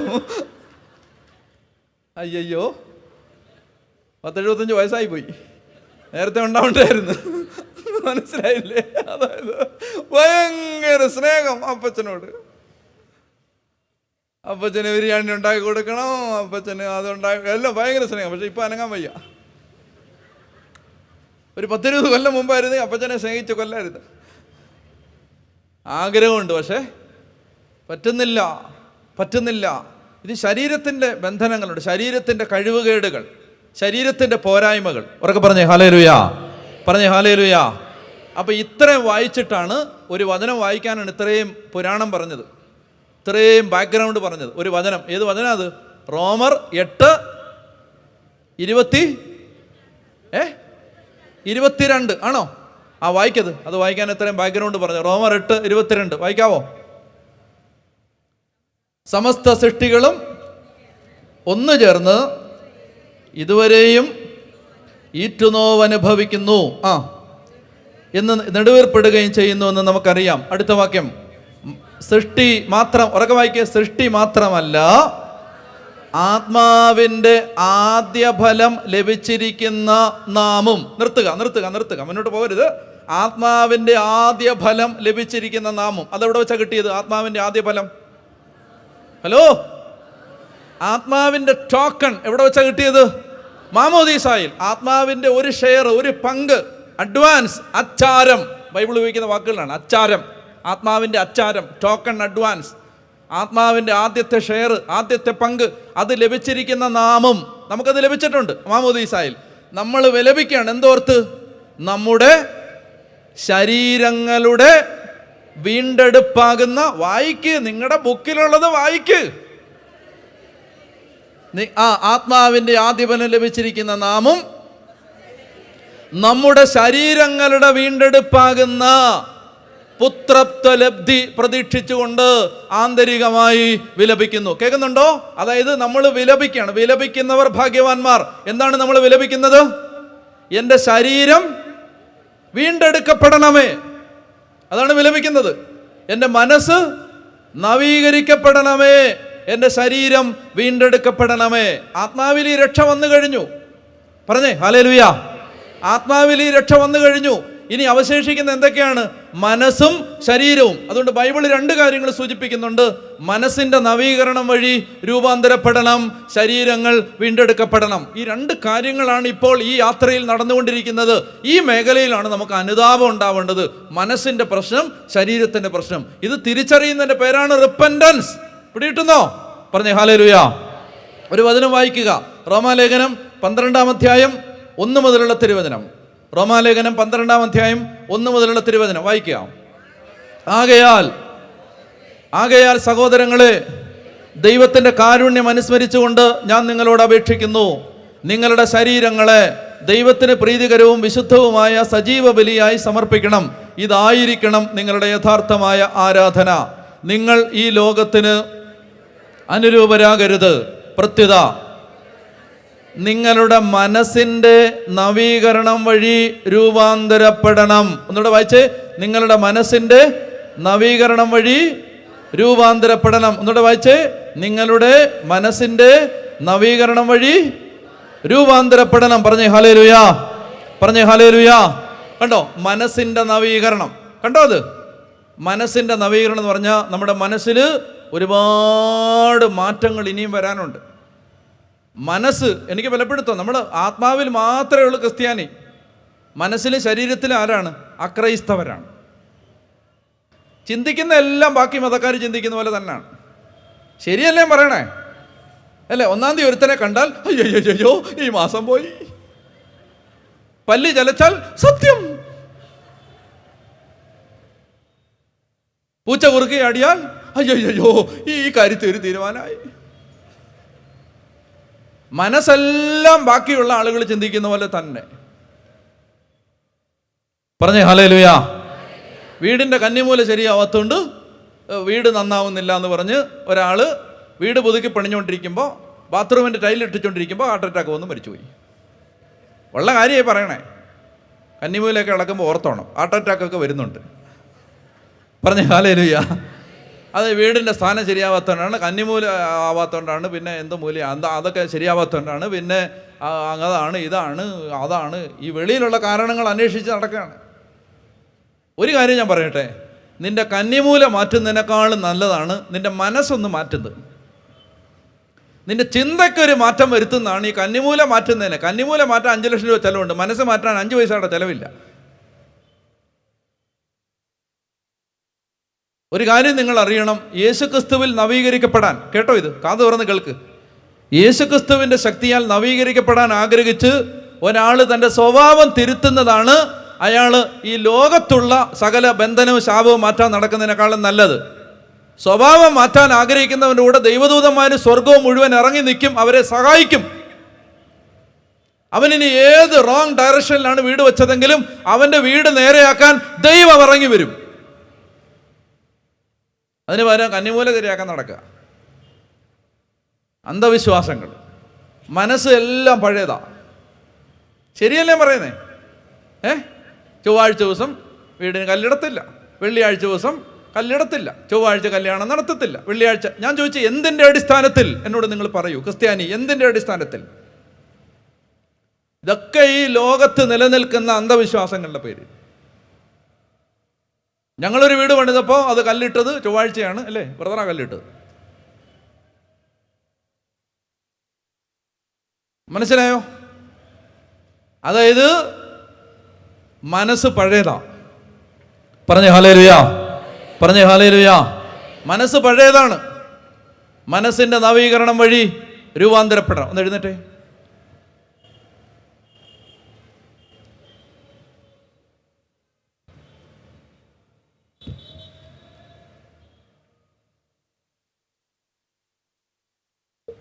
മനസ്സിൻ്റെ നവീകരണം വഴി രൂപാന്തരപ്പെടണം. സക്കറിയായിൽ ദൈവത്തിൻ്റെ ആത്മാവ് പ്രവചിച്ചു, കൃപയുടെയും പ്രാർത്ഥനയുടെയും ചൈതന്യം പകരുമ്പോൾ തങ്ങൾ കുത്തി മുറിവേൽപ്പിച്ചവനെ നോക്കി ഏകജാതനെ പ്രതി എന്ന പോലെ അവർ കരയും. ഇപ്പോൾ ഒന്ന് ആഗ്രഹിക്കുക, ഓരോരുത്തരും ആഗ്രഹിക്കുക, എൻ്റെ ഭർത്താവിനല്ല, എൻ്റെ ഭാര്യയ്ക്കല്ല, എൻ്റെ മാതാപിതാക്കൾക്കല്ല, എൻ്റെ മക്കൾക്കല്ല, എൻ്റെ സഹോദരങ്ങൾക്കല്ല, എനിക്ക് ദൈവമേ ഈ വചനം പറഞ്ഞുകൊണ്ടിരിക്കുന്ന എനിക്ക്, കേട്ടുകൊണ്ടിരിക്കുന്ന എനിക്ക് കർത്താവെ അനുതാപത്തിൻ്റെ ഒരഭിഷേകം തരണം. അതാരാണ് തരുന്നത്? അത് യോഹന്നാൻ്റെ സുവിശേഷത്തിൽ 16-ാം അധ്യായത്തിൽ പരിശുദ്ധാത്മാവിനെ വാഗ്ദാനം ചെയ്യുന്ന സമയത്ത് കർത്താവ് ഈശോ മിശിഹാ പ്രകാരം വെളിപ്പെടുത്തി, ഞാൻ പോകുന്നതാണ് നിങ്ങൾക്ക് നല്ലത്, പോകുന്നില്ലെങ്കിൽ സഹായകൻ നിങ്ങളുടെ അടുത്തേക്ക് വരില്ല, ഞാൻ പോയാൽ അവനെ നിങ്ങളുടെ അടുത്തേക്ക് ഞാൻ അയക്കും, അവൻ വന്ന് പാപത്തെക്കുറിച്ചും നീതിയെക്കുറിച്ചും ന്യായവിധിയെക്കുറിച്ചും ലോകത്തെ ബോധ്യപ്പെടുത്തും. പാപബോധം തരുന്നത് പരിശുദ്ധാത്മാവാണ്. നമ്മുടെ മനസ്സിലും ഒരുപാട് പോരായ്മയുണ്ട്, ചിന്തകളിൽ ഒത്തിരി പോരായ്മയുണ്ട്, നമ്മുടെ മനസ്സിൽ ഒത്തിരി വിരോധമുണ്ട്, മനസ്സിൽ പകയുണ്ട്, പ്രതികാര ചിന്തകളുണ്ട്, മനുഷ്യൻ നന്നാകുന്നതിലുള്ള അസൂയയുണ്ട്, പടലപ്പിണക്കങ്ങളുണ്ട്, പ്രതികാരദാഹമുണ്ട്, തെറ്റായ ബോധ്യങ്ങൾ കിടപ്പുണ്ട്, അന്ധവിശ്വാസങ്ങൾ കിടപ്പുണ്ട്, മനസ്സിനെ ഒരു പഴയ കാലത്തിലേക്ക് തിരിച്ചു കൊണ്ടുപോകുന്ന മുറിവുകളുണ്ട്, ഉണങ്ങാത്ത ക്ഷതങ്ങൾ കിടപ്പുണ്ട്, മനസ്സൊത്തിരി നന്നാവാനുണ്ട്. നമുക്ക് കർത്താവിനോട് പറയണം, കർത്താവേ എനിക്ക് അനുതാപം തരണം, എൻ്റെ ചിന്താഗതികൾ മാറാനുണ്ട്, എനിക്ക് അനുതാപം തരണം. കണ്ണടയ്ക്കാം. അവൻ വന്ന് പാപത്തെക്കുറിച്ചും നീതിയെക്കുറിച്ചും ന്യായവിധിയെക്കുറിച്ചും ലോകത്തെ ബോധ്യപ്പെടുത്തും. മിസ്റ്റേക്കുകൾ ചൂണ്ടിക്കാണിക്കാൻ മനുഷ്യന് പറ്റും. പാപബോധം തരുന്നത് പരിശുദ്ധാത്മാവാണ്. Man can show, point out your mistakes, but it is the Holy Spirit who convinces you about your sin. It is the Holy Spirit. ഈ കൺവിക്ഷൻ, ഈ ബോധ്യം തരുന്നത്, പാപബോധം തരുന്നത് പരിശുദ്ധാത്മാവാണ്. കണ്ണടയ്ക്കാം. ഈ സമയത്ത് ആഗ്രഹിക്കുകയാണ്, കർത്താവേ ശക്തമായ ഒരു അനുതാപത്തിൻ്റെ ആത്മാവിനെ ഈ ദേശത്ത് ഞങ്ങളുടെ മേൽ അയക്കണമേ. ഞങ്ങളെല്ലാവരും നന്നായിരിക്കുന്നു, ഞങ്ങൾ നന്നായി ജീവിക്കുന്നു, ഞങ്ങൾക്കൊരു കുറവുമില്ല, ഒരു പ്രശ്നവുമില്ല എന്ന് ചിന്തിക്കുന്ന അവസ്ഥയിലേക്ക് ജീവിതം തരം താഴ്ന്നു തുടങ്ങിയിട്ടുണ്ട്. ഞങ്ങൾ പ്രാർത്ഥിക്കുന്നവരാണ്, വചനം വായിക്കുന്നവരാണ്, പള്ളിയിൽ പോകുന്നവരാണ്. പക്ഷെ പലപ്പോഴും ഞങ്ങളുടെ ജീവിതത്തിന് ചിന്താഗതികൾക്ക് മാറ്റമില്ല. ദൈവമേ, ഞങ്ങളുടെ ദ്രവ്യാഗ്രഹത്തിന് കുറവില്ല, ഞങ്ങളുടെ അഹങ്കാരത്തിന് കുറവില്ല, ഞങ്ങളുടെ അസൂയയ്ക്കും ഞങ്ങളുടെ വൈരാഗ്യത്തിനും കുറവ് വന്നിട്ടില്ല. കർത്താവേ, ഞങ്ങളുടെ മനസ്സിൽ ഒത്തിരി പോരായ്മയുണ്ട്, ശരീരത്തിൽ ഒത്തിരി പോരായ്മയുണ്ട്. കോപവും അമർഷവും വെറുപ്പും പ്രതികാര ചിന്തകളും ഞങ്ങളുടെ ഹൃദയത്തിലും ഞങ്ങളുടെ മനസ്സിലും ശരീരത്തിലുമുണ്ട്. ഞങ്ങളുടെ ശരീരം വഴങ്ങുന്നില്ല. പാപ ചായ്വുകളും പാപാസക്തികളും നിറഞ്ഞതാണ് ഞങ്ങളുടെ ശരീരം. കണ്ണുകളുടെ ദുരാശ, ജഡത്തിൻ്റെ ദുരാശ, ജീവിതത്തിൻ്റെ അഹന്ത, ഇത് ഞങ്ങളെ വേട്ടയാടുന്നു. സുഖലോലുപത, മദ്യാസക്തി, ജീവിത വ്യഗ്രത എന്നിവയാൽ ഞങ്ങളുടെ മനസ്സ് കലങ്ങുന്നു. ഈ ലോക വസ്തുക്കൾക്ക് വേണ്ടിയുള്ള ആഗ്രഹം വചനത്തെ ഞെരുക്കിക്കളയുന്നു. ലൗകിക വ്യഗ്രത കൊണ്ട് വചനം ഞങ്ങളുടെ ഹൃദയത്തിൽ മാംസം ധരിക്കാതെ പോകുന്നു. കർത്താവായ ദൈവമേ, ഇപ്പോൾ ഞങ്ങളുടെ കരുണയാവണേ എന്ന് പ്രാർത്ഥിക്കുന്നു. കരങ്ങൾ ഉയർത്തി ഒരു 10 പേര് കേൾക്കുന്നത്ര ഉച്ചത്തിൽ സ്വരമുയർത്തി സ്തുതിക്കുന്നു. Hallelujah, hallelujah, hallelujah, hallelujah, hallelujah, hallelujah. നന്നായിട്ടൊന്ന് കരങ്ങൾ അടിച്ച് ദൈവത്തെ മഹത്വപ്പെടുത്താം. ഹല്ലേലൂയ. ഇരിക്കാം.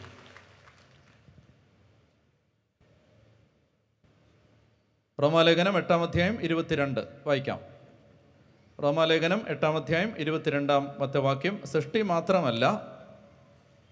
മാത്രമല്ല ആത്മാവിൻ്റെ, റോമാലേഖനം 8-ാം അധ്യായം 23 വായിച്ചേ. റോമർ 8:23. സൃഷ്ടി മാത്രമല്ല ആത്മാവിൻ്റെ ആദ്യഫലം ലഭിച്ചിരിക്കുന്ന നാമും നമ്മുടെ ശരീരങ്ങളുടെ വീണ്ടെടുപ്പാകുന്ന പുത്രത്വ ലബ്ധി പ്രതീക്ഷിച്ചുകൊണ്ട് ആന്തരികമായി വിലപിക്കുന്നു. കണ്ടോ, ഇപ്പം മനസ്സിലായോ?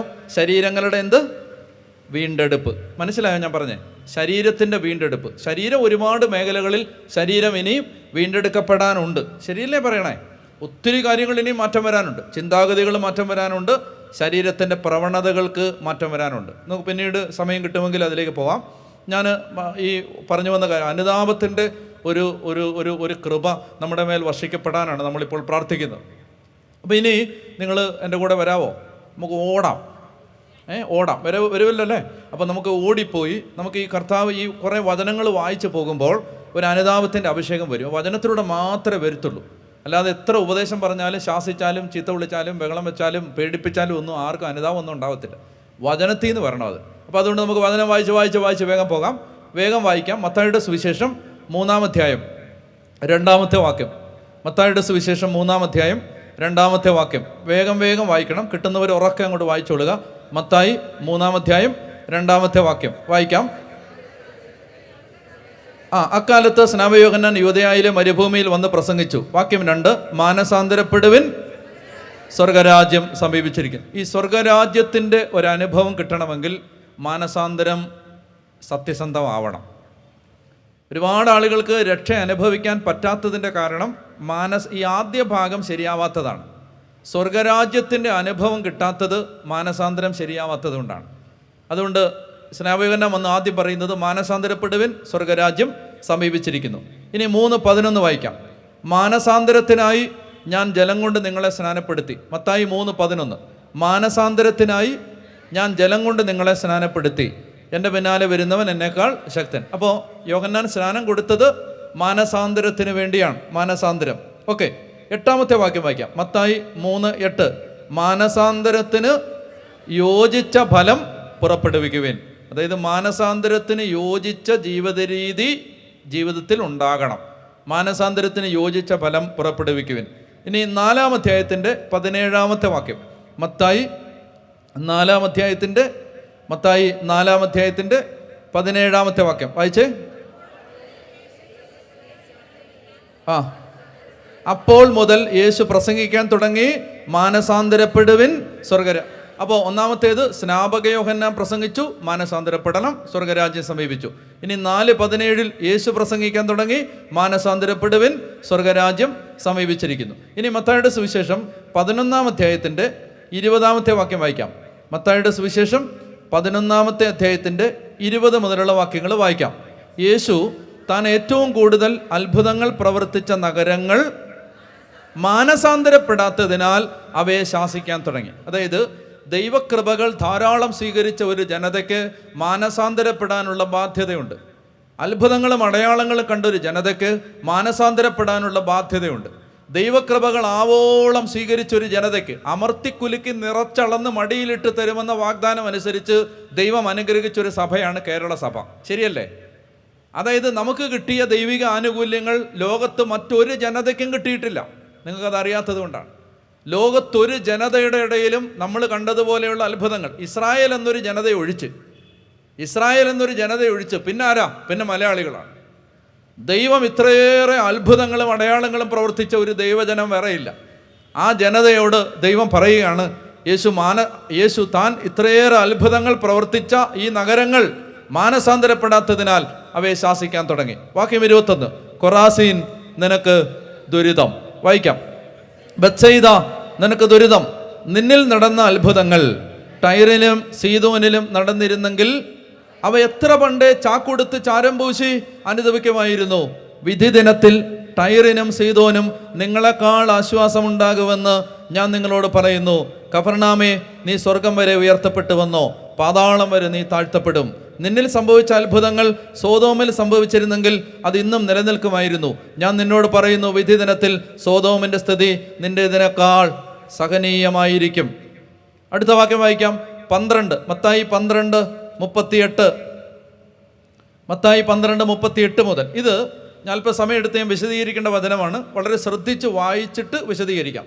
അല്പം ദീർഘമായ പാസേജാണ്. ഇത് 2 പാരഗ്രാഫ് വായിക്കണം. വായിക്കാവോ? എന്നാ വായിച്ചോ. അപ്പോൾ നിയമജ്ഞരിലും പരിസേയരിലും പെട്ട ചിലർ അവനോട് പറഞ്ഞു, ഗുരു, നിന്നിൽ നിന്ന് ഒരടയാളം കാണാൻ ഞാൻ ആഗ്രഹിക്കുന്നു. അവൻ മറുപടി പറഞ്ഞു, ദുഷിച്ചതും അവിശ്വസ്തവുമായ തലമുറ അടയാളം അന്വേഷിക്കുന്നു. യോനാ പ്രവാചകന്റെ അടയാളമല്ലാതെ മറ്റൊരടയാളവും അതിന് നൽകപ്പെടുകയില്ല. യോന 3 രാവും 3 പകലും തിമിംഗലത്തിൻ്റെ ഉദരത്തിൽ കിടന്നതുപോലെ മനുഷ്യപുത്രന് 3 രാവും 3 പകലും ഭൂമിക്കുള്ളിലായിരിക്കും. നിനവേ നിവാസികൾ വിധി ദിവസം ഈ തലമുറയോട് എഴുന്നേറ്റ് ഇതിനെ കുറ്റം വിധിക്കും. എന്തെന്നാൽ യോനായുടെ പ്രസംഗം കേട്ട് അവർ അനുതപിച്ചു. ഇതാ ഇവിടെ യോനായേക്കാൾ വലിയവൻ. ദക്ഷിണദേശത്തെ രാജ്ഞി വിധി ദിവസം ഈ തലമുറയോടൊത്ത് ഉയർപ്പിക്കപ്പെടുകയും ഇതിനെ കുറ്റം വിധിക്കുകയും ചെയ്യും. എന്തെന്നാൽ സോളമൻ്റെ വിജ്ഞാനം ശ്രവിക്കാൻ അവൾ ഭൂമിയുടെ അതിർത്തികളിൽ നിന്ന് വന്നെത്തി.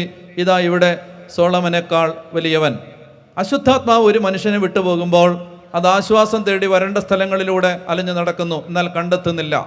അപ്പോൾ അത് പറയുന്നു, ഞാൻ ഇറങ്ങിപ്പോന്ന് എൻ്റെ ഭവനത്തിലേക്ക് തിരിച്ചു ചെല്ലും. അത് മടങ്ങി വരുമ്പോൾ ആ സ്ഥലം ആളൊഴിഞ്ഞും അടിച്ചു വാരി സജ്ജീകരിക്കപ്പെട്ടും കാണുന്നു. അപ്പോൾ അത് പുറപ്പെട്ടു ചെന്ന് തന്നെക്കാൾ ദുഷ്ടരായ 7 ആത്മാക്കളെ കൂടി തന്നോടത്ത് കൊണ്ടുവരികയും അവിടെ പ്രവേശിച്ച് വാസമുറപ്പിക്കുകയും ചെയ്യുന്നു. അങ്ങനെ ആ മനുഷ്യൻ്റെ അവസാനത്തെ സ്ഥിതി ആദ്യത്തേതിനേക്കാൾ ശോചനീയമായി തീരുന്നു. ഈ ദുഷിച്ച തലമുറയ്ക്കും ഇതുതന്നെയാണ് അനുഭവം. ബൈബിൾ വ്യാഖ്യാനിക്കാൻ ഒരു ടൂള് പറഞ്ഞു തരാം. ബൈബിൾ വ്യാഖ്യാനിക്കാൻ ഒരു ടിപ്പ് പറഞ്ഞു തരാം. ശ്രദ്ധിച്ച് കേൾക്കുക. അതായത് ഇപ്പം നമ്മൾ വായിക്കുകയാണ്, അശുദ്ധാത്മാവ് തിരിച്ചു വരുന്നു. ആ ഭാഗം കണ്ടോ? അത് മത്തായി 12:43 മുതൽ അശുദ്ധാത്മാവ് തിരിച്ചു വരുന്നു എന്നുള്ള ഭാഗം നമ്മൾ കാണുന്നു. അത് നമ്മൾ വായിക്കുമ്പോൾ, ഒറ്റപ്പെട്ട് വായിക്കുമ്പോൾ അത് നമുക്ക് മനസ്സിലാവില്ല. എന്തിനാണ് ഇവിടെ അശുദ്ധാത്മാവിനെ കുറിച്ച് പറയുന്നതെന്ന് മനസ്സിലാവില്ല. എന്നാൽ ഇത് മനസ്സിലാവാനുള്ള ഒരു ക്ലൂ ഇതിനകത്ത് കിടപ്പുണ്ട്. ആ ക്ലൂ ആണ് എന്താണ്? ദുഷിച്ച തലമുറയ്ക്കും ഇത് തന്നെയായിരിക്കും അനുഭവം. ആ വാചകം ശ്രദ്ധിച്ചോ, ഈ ദുഷിച്ച തലമുറയ്ക്കും ഇത് തന്നെയായിരിക്കും അനുഭവം. അപ്പോൾ ഇത് നമ്മൾ ഈ ബ്രാക്കറ്റ് ഇടത്തില്ലേ, ഇത് ബ്രാക്കറ്റിംഗ് ആണ്. ഈ ബ്രാക്കറ്റിൻ്റെ അവസാനത്തെ ബ്രാക്കറ്റാണിത്. അപ്പോൾ ഇതിനൊരു ആദ്യത്തെ ബ്രാക്കറ്റുണ്ട്. മനസ്സിലാവുന്നുണ്ടോ? ഇത് തുടങ്ങുന്നത് ഈ അശുദ്ധാത്മാവ് തിരിച്ചു വരും 43-ലല്ല. അത് തുടങ്ങുന്ന എവിടെ നിന്നാണെന്ന് അറിയണമെങ്കിൽ ഇതേ വാചകം വേറെ എവിടെയെങ്കിലും ഉണ്ടോ എന്ന് നോക്കണം. ഇതേ വാചകം, ഈ ദുഷിച്ച തലമുറ, അത് എവിടെയാണ് ഉള്ളത്? അത് 39 കിടപ്പുണ്ട്. 39 അവൻ മറുപടി പറഞ്ഞു, ദുഷിച്ചതും അവിശ്വസ്തവുമായ തലമുറ അടയാളം അന്വേഷിക്കുന്നു. കണ്ടോ? താഴെ കണ്ടു എന്താണ്? ഈ ദുഷിച്ച തലമുറയ്ക്കും. കണ്ടോ? ഈ ഇതാണ് ബ്രാക്കറ്റിംഗ്. ഈ 2 വാചകം കൊണ്ട് ഒരു പാസേജ് ബ്രാക്കറ്റ് ചെയ്തിരിക്കുകയാണ്. അപ്പോൾ അതുകൊണ്ട് അർത്ഥം നിങ്ങൾക്ക് പിടിയിട്ടില്ല അല്ലേ? അതായത് ഒരേ വാചകം കൊണ്ട് ഒരു പോർഷൻ അടയാളപ്പെടുത്തിയിരിക്കുകയാണ്. നമ്മൾ POC ബൈബിളിൽ വായിക്കുന്ന സമയത്ത് നമുക്കിത് 2 പാരഗ്രാഫ് 2 എപ്പിസോഡുമായിട്ടേ തോന്നത്തുള്ളൂ. ശരിയല്ലേ പറയുന്നത്? എന്നാൽ ഇതല്ല. ശരിക്കും ഈ മത്തായി എഴുതുമ്പോൾ മത്തായി ബ്രാക്കറ്റ് ചെയ്തിട്ടുണ്ട്. ഒരു പാസേജ് തുടങ്ങുന്നത് ഒടുങ്ങുന്നത് എവിടാണെന്ന് മത്തായി തീരുമാനിച്ചിട്ടുണ്ട്. അത് മനസ്സിലാകണമെങ്കിൽ ഇതുപോലുള്ള ഫ്രേസുകൾ ശ്രദ്ധിക്കണം. ദുഷിച്ചതും അവിശ്വസ്തവുമായ തലമുറ, അവിടെ തുടങ്ങി. ദുഷിച്ച തലമുറയുടെ അവസ്ഥയും ഇത് തന്നെയായിരിക്കും, അവിടെ തീർന്നു. അത്രയും ഒരു പാസേജാണ്. അത്രയും ഒരുമിച്ചെടുത്താലേ അർത്ഥം മനസ്സിലാവും. പറഞ്ഞേ ഹല്ലേലൂയ. അപ്പോൾ അത്രയും ഒരുമിച്ചെടുത്ത് വായിക്കാൻ പോവാണ്.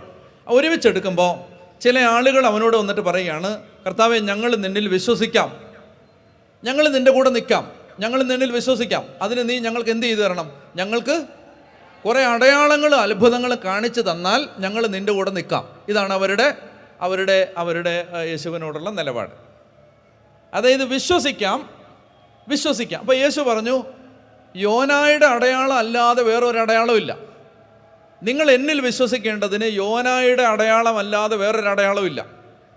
നടുവേദന മാറുന്നോ, തലവേദന മാറുന്നോ, ക്യാൻസർ മാറുന്നതോ കണ്ടിട്ട് നിങ്ങൾ എന്നെ വിശ്വസിക്കേണ്ട. നിങ്ങൾ വിശ്വസിക്കാൻ യോനായുടെ അടയാളം അല്ലാതെ വേറൊരു അടയാളം ഇല്ല. എന്താണ് യോനായുടെ അടയാളം? യോന 3 രാവും 3 പകലും കടലിൻ്റെ അടുത്ത് മത്സ്യത്തിൻ്റെ ഉദരത്തിലായിരുന്നു. അതുപോലെ മനുഷ്യപുത്രനും. എന്താണ് അവിടെ ഉദ്ദേശിക്കുന്നത്?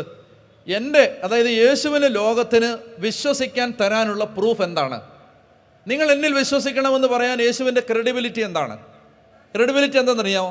ഞാൻ മരിച്ചു, അടക്കപ്പെട്ടു, ഉയർത്തെഴുന്നേറ്റു. ലോകത്ത് ഒരു മത നേതാവിനും അവകാശപ്പെടാനില്ലാത്ത ഒരു ക്രെഡിബിലിറ്റിയാണിത്. ലോകത്തെ ഒരു മത നേതാവിനും ഇത് അവകാശപ്പെടാനില്ല. ഉണ്ടോ? ഇല്ല. ആർക്കും അവകാശപ്പെടാനില്ല. അതായത് ലോകത്തുള്ള എല്ലാ മതങ്ങളുടെയും അല്ലെ സർവ്വമതങ്ങളുടെയും സ്ഥാപകരെന്ന് അവകാശപ്പെടുന്നതോ ആ മതങ്ങളിലെ വലിയവരെന്ന് അവകാശപ്പെടുന്നതോ ആളുകളെല്ലാവരും ജനിച്ചു, ജീവിച്ചു, മരിച്ചു, അടക്കപ്പെട്ടു, അവിടെ തീർന്നു. എന്നാൽ യേശുവിൻ്റെ വ്യത്യസ്തത, യേശു ദൈവമാണ് എന്നുള്ളതിൻ്റെ പ്രൂഫ്, യേശുവിൻ്റെ ദൈവത്വത്തിൻ്റെ അടയാളം എന്ന് പറയുന്നത് അവൻ മരിച്ചു, അടക്കപ്പെട്ടു, ഉയർത്തെഴുന്നേറ്റു, ഇന്നും ജീവിക്കുന്നു. പറഞ്ഞേ ഹല്ലേലൂയ. അപ്പോൾ യേശു പറയുകയാണ്, ഇതല്ലാതെ എനിക്കൊരടയാളവും തരാനില്ല. ഇത് നിങ്ങൾ വിശ്വസിക്കാൻ തയ്യാറാവാതിരിക്കുകയും, കേട്ടോണേ, ഇത് നിങ്ങൾ വിശ്വസിക്കാൻ തയ്യാറാവാതിരിക്കുകയും നിങ്ങൾ മറ്റടയാളങ്ങളുടെ പേരിൽ എന്നിൽ വിശ്വസിക്കാമെന്ന് പറയുകയും ചെയ്താൽ നിങ്ങൾക്ക് എന്താ സംഭവിക്കാൻ പോകണമെന്നറിയാമോ? നിങ്ങൾ ഇന്ന് അശുദ്ധാത്മാവ് പോയിട്ട് കരുത്തന്മാരായ 7 എണ്ണത്തെ കൂടി കൊണ്ടുവന്ന് തിരിച്ചു വന്നിട്ട് നിങ്ങളുടെ അവസാനത്തെ അവസ്ഥ ആദ്യത്തേതിനേക്കാൾ ശോചനമായി തീരും. ഇതാണ് അത് തമ്മിലുള്ള ബന്ധം. പിടികിട്ടിയോ? അതായത് യേശു ആയിരിക്കുന്നതിൻ്റെ പേരിൽ വിശ്വസിക്കാൻ തയ്യാറാവാതെ യേശുവിൽ നിന്ന് നമ്മൾ പ്രതീക്ഷിക്കുന്ന ചില കാര്യങ്ങളുടെ പേരിൽ വിശ്വസിക്കാൻ തയ്യാറായാൽ അശുദ്ധാത്മാവോ ബന്ധനങ്ങളോ നമ്മളെ വിട്ടുമാറാൻ പോണില്ല. അതുകൊണ്ടാണ് ഈശോ പറഞ്ഞത്, ഞാൻ ആയിരിക്കുന്നത് പോലെ നിങ്ങൾ എന്നിൽ വിശ്വസിക്കുന്നില്ലെങ്കിൽ നിങ്ങൾ നിങ്ങളുടെ പാപങ്ങളിൽ മരിക്കും. കർത്താവ് പറഞ്ഞിട്ടുണ്ട്. അതായത് ഞാൻ എന്താണോ അത് ഞാൻ ആയിരിക്കുന്നത് പോലെ നിങ്ങൾ എന്നെ വിശ്വസിക്കണം, ഇല്ലെങ്കിൽ നിങ്ങൾ നിങ്ങളുടെ പാപങ്ങളിൽ ഞാൻ പറഞ്ഞ മനസ്സിലായോ നിങ്ങൾക്ക്? അതായത് അനുതാപമില്ലാതെ യേശുക്രിസ്തുവിനെ, കുരിശിൽ മരിച്ച യേശുവിനെ, എൻ്റെ പാപങ്ങളുടെ പരിഹാര ബലിയായി മരിച്ച യേശുവിനെ സ്വീകരിക്കാൻ തയ്യാറല്ല. അനുതാപമില്ല, നന്നാവാൻ തയ്യാറല്ല, വ്യത്യാസം വരുത്താൻ തയ്യാറല്ല, പാപത്തെക്കുറിച്ച് അനുതാപമില്ല. എന്ത് കിട്ടിയാൽ മതി? കുറേ അനുഗ്രഹങ്ങൾ കിട്ടണം, കുറേ അനുഗ്രഹങ്ങൾ. ഈ അനുഗ്രഹങ്ങൾ കിട്ടാൻ വേണ്ടി യേശുക്രിസ്തുവിനെ ആരാധിക്കുന്ന ജനതയുടെ പ്രശ്നം എന്താണ്? അവർ മരണം വരെ ദുരാത്മാക്കളുടെ പിടിയിലായിരിക്കും. മനസ്സിലായോ ഞാൻ പറഞ്ഞേ? മനസ്സിലായോ? അങ്ങനെയാണെങ്കിൽ അതാണ് അവിടെ പറയുന്നത്, അനുദപിക്കാത്ത ഈ ദുഷിച്ച തലമുറയുടെ അവസ്ഥയും ഇത് തന്നെ ആയിരിക്കും. അവർക്ക് പറഞ്ഞേ ഹല്ലേലൂയാ, അവർക്ക് പറഞ്ഞേ ഹല്ലേലൂയാ. ഇനി മത്തായി 21:32, മത്തായി 21:32 വേഗം വായിക്കാം.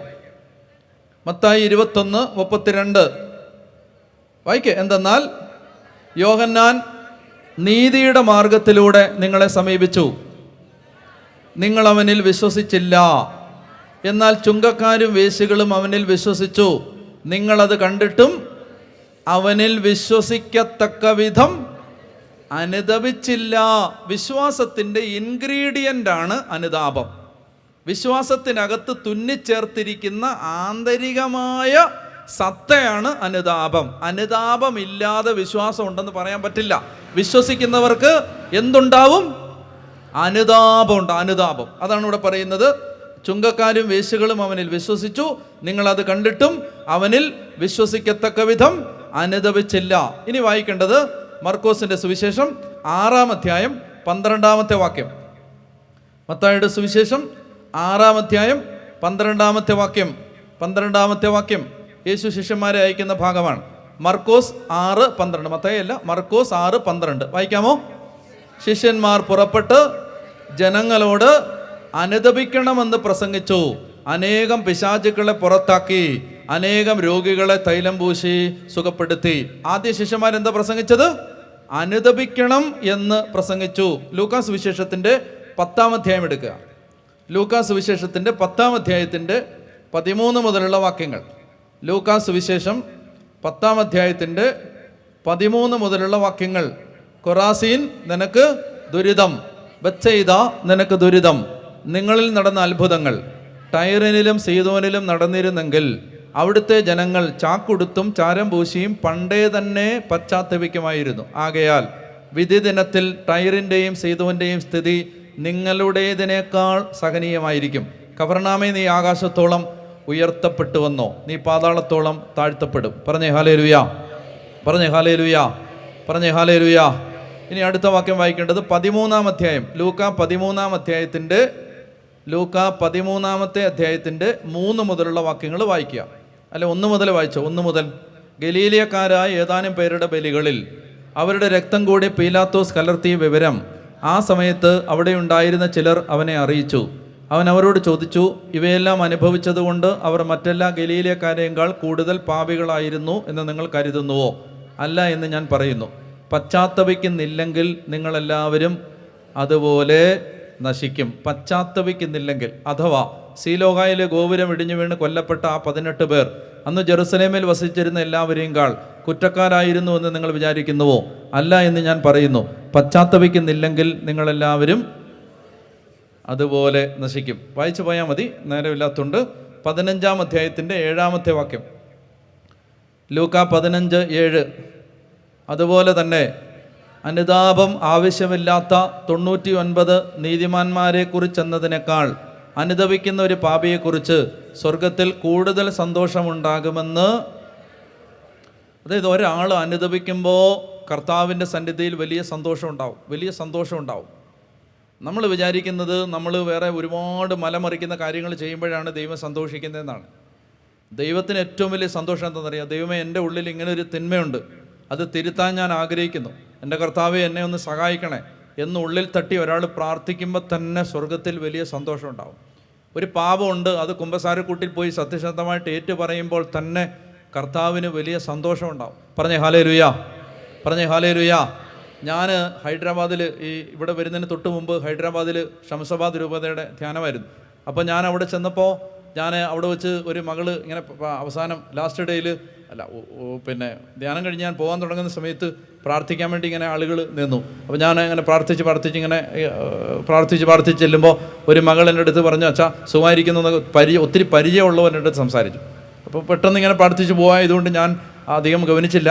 പിന്നെ തിരിച്ചു വന്ന് എല്ലാം കഴിഞ്ഞ് ആളുകളെല്ലാം ഒഴിഞ്ഞു കഴിഞ്ഞപ്പോൾ ഞാൻ പോകാൻ തുടങ്ങിയപ്പോൾ ഓടി വന്നിട്ട് പറഞ്ഞു, എന്നെ മനസ്സിലായില്ലേ എന്ന് പറഞ്ഞു. ഞാൻ പറഞ്ഞു, എനിക്ക് ഓർമ്മ കിട്ടുന്നില്ലല്ലോ എന്ന് പറഞ്ഞപ്പോൾ എൻ്റെ അടുത്ത് പറഞ്ഞു, എൻ്റെ അച്ഛൻ എന്തോരം തവണ എന്നെക്കുറിച്ച് പ്രസംഗിക്കുന്നതാ, എന്നിട്ട് മറന്നുപോയോ? അയ്യോ, ഞാൻ പറഞ്ഞു, മോളെ എനിക്ക് ഓർമ്മ വരുന്നില്ല. എന്തെന്നറിയാം, നിങ്ങൾ കേട്ടിട്ടുണ്ടോ? ഞാൻ പറഞ്ഞിട്ടുള്ളതാണ്. ഖത്തറിൽ വെച്ച് തളർന്നു കിടന്ന കുട്ടിയാണിത്. തളർന്നു കിടന്നാണ്. കുംഭസാരം കഴിഞ്ഞ് കർത്താവ് തളർവാദത്തിൽ നിന്ന് തളർത്ത് ആ കിടക്കയിൽ നിന്ന് എഴുന്നേൽപ്പിച്ച് സൗഖ്യം കൊടുത്ത മകളാണ്. ഹൈദരാബാദിൽ ഭർത്താവും മക്കളുമായിട്ട് 3 കുഞ്ഞുങ്ങളുണ്ട്. ഗർഭിണിയാണ്.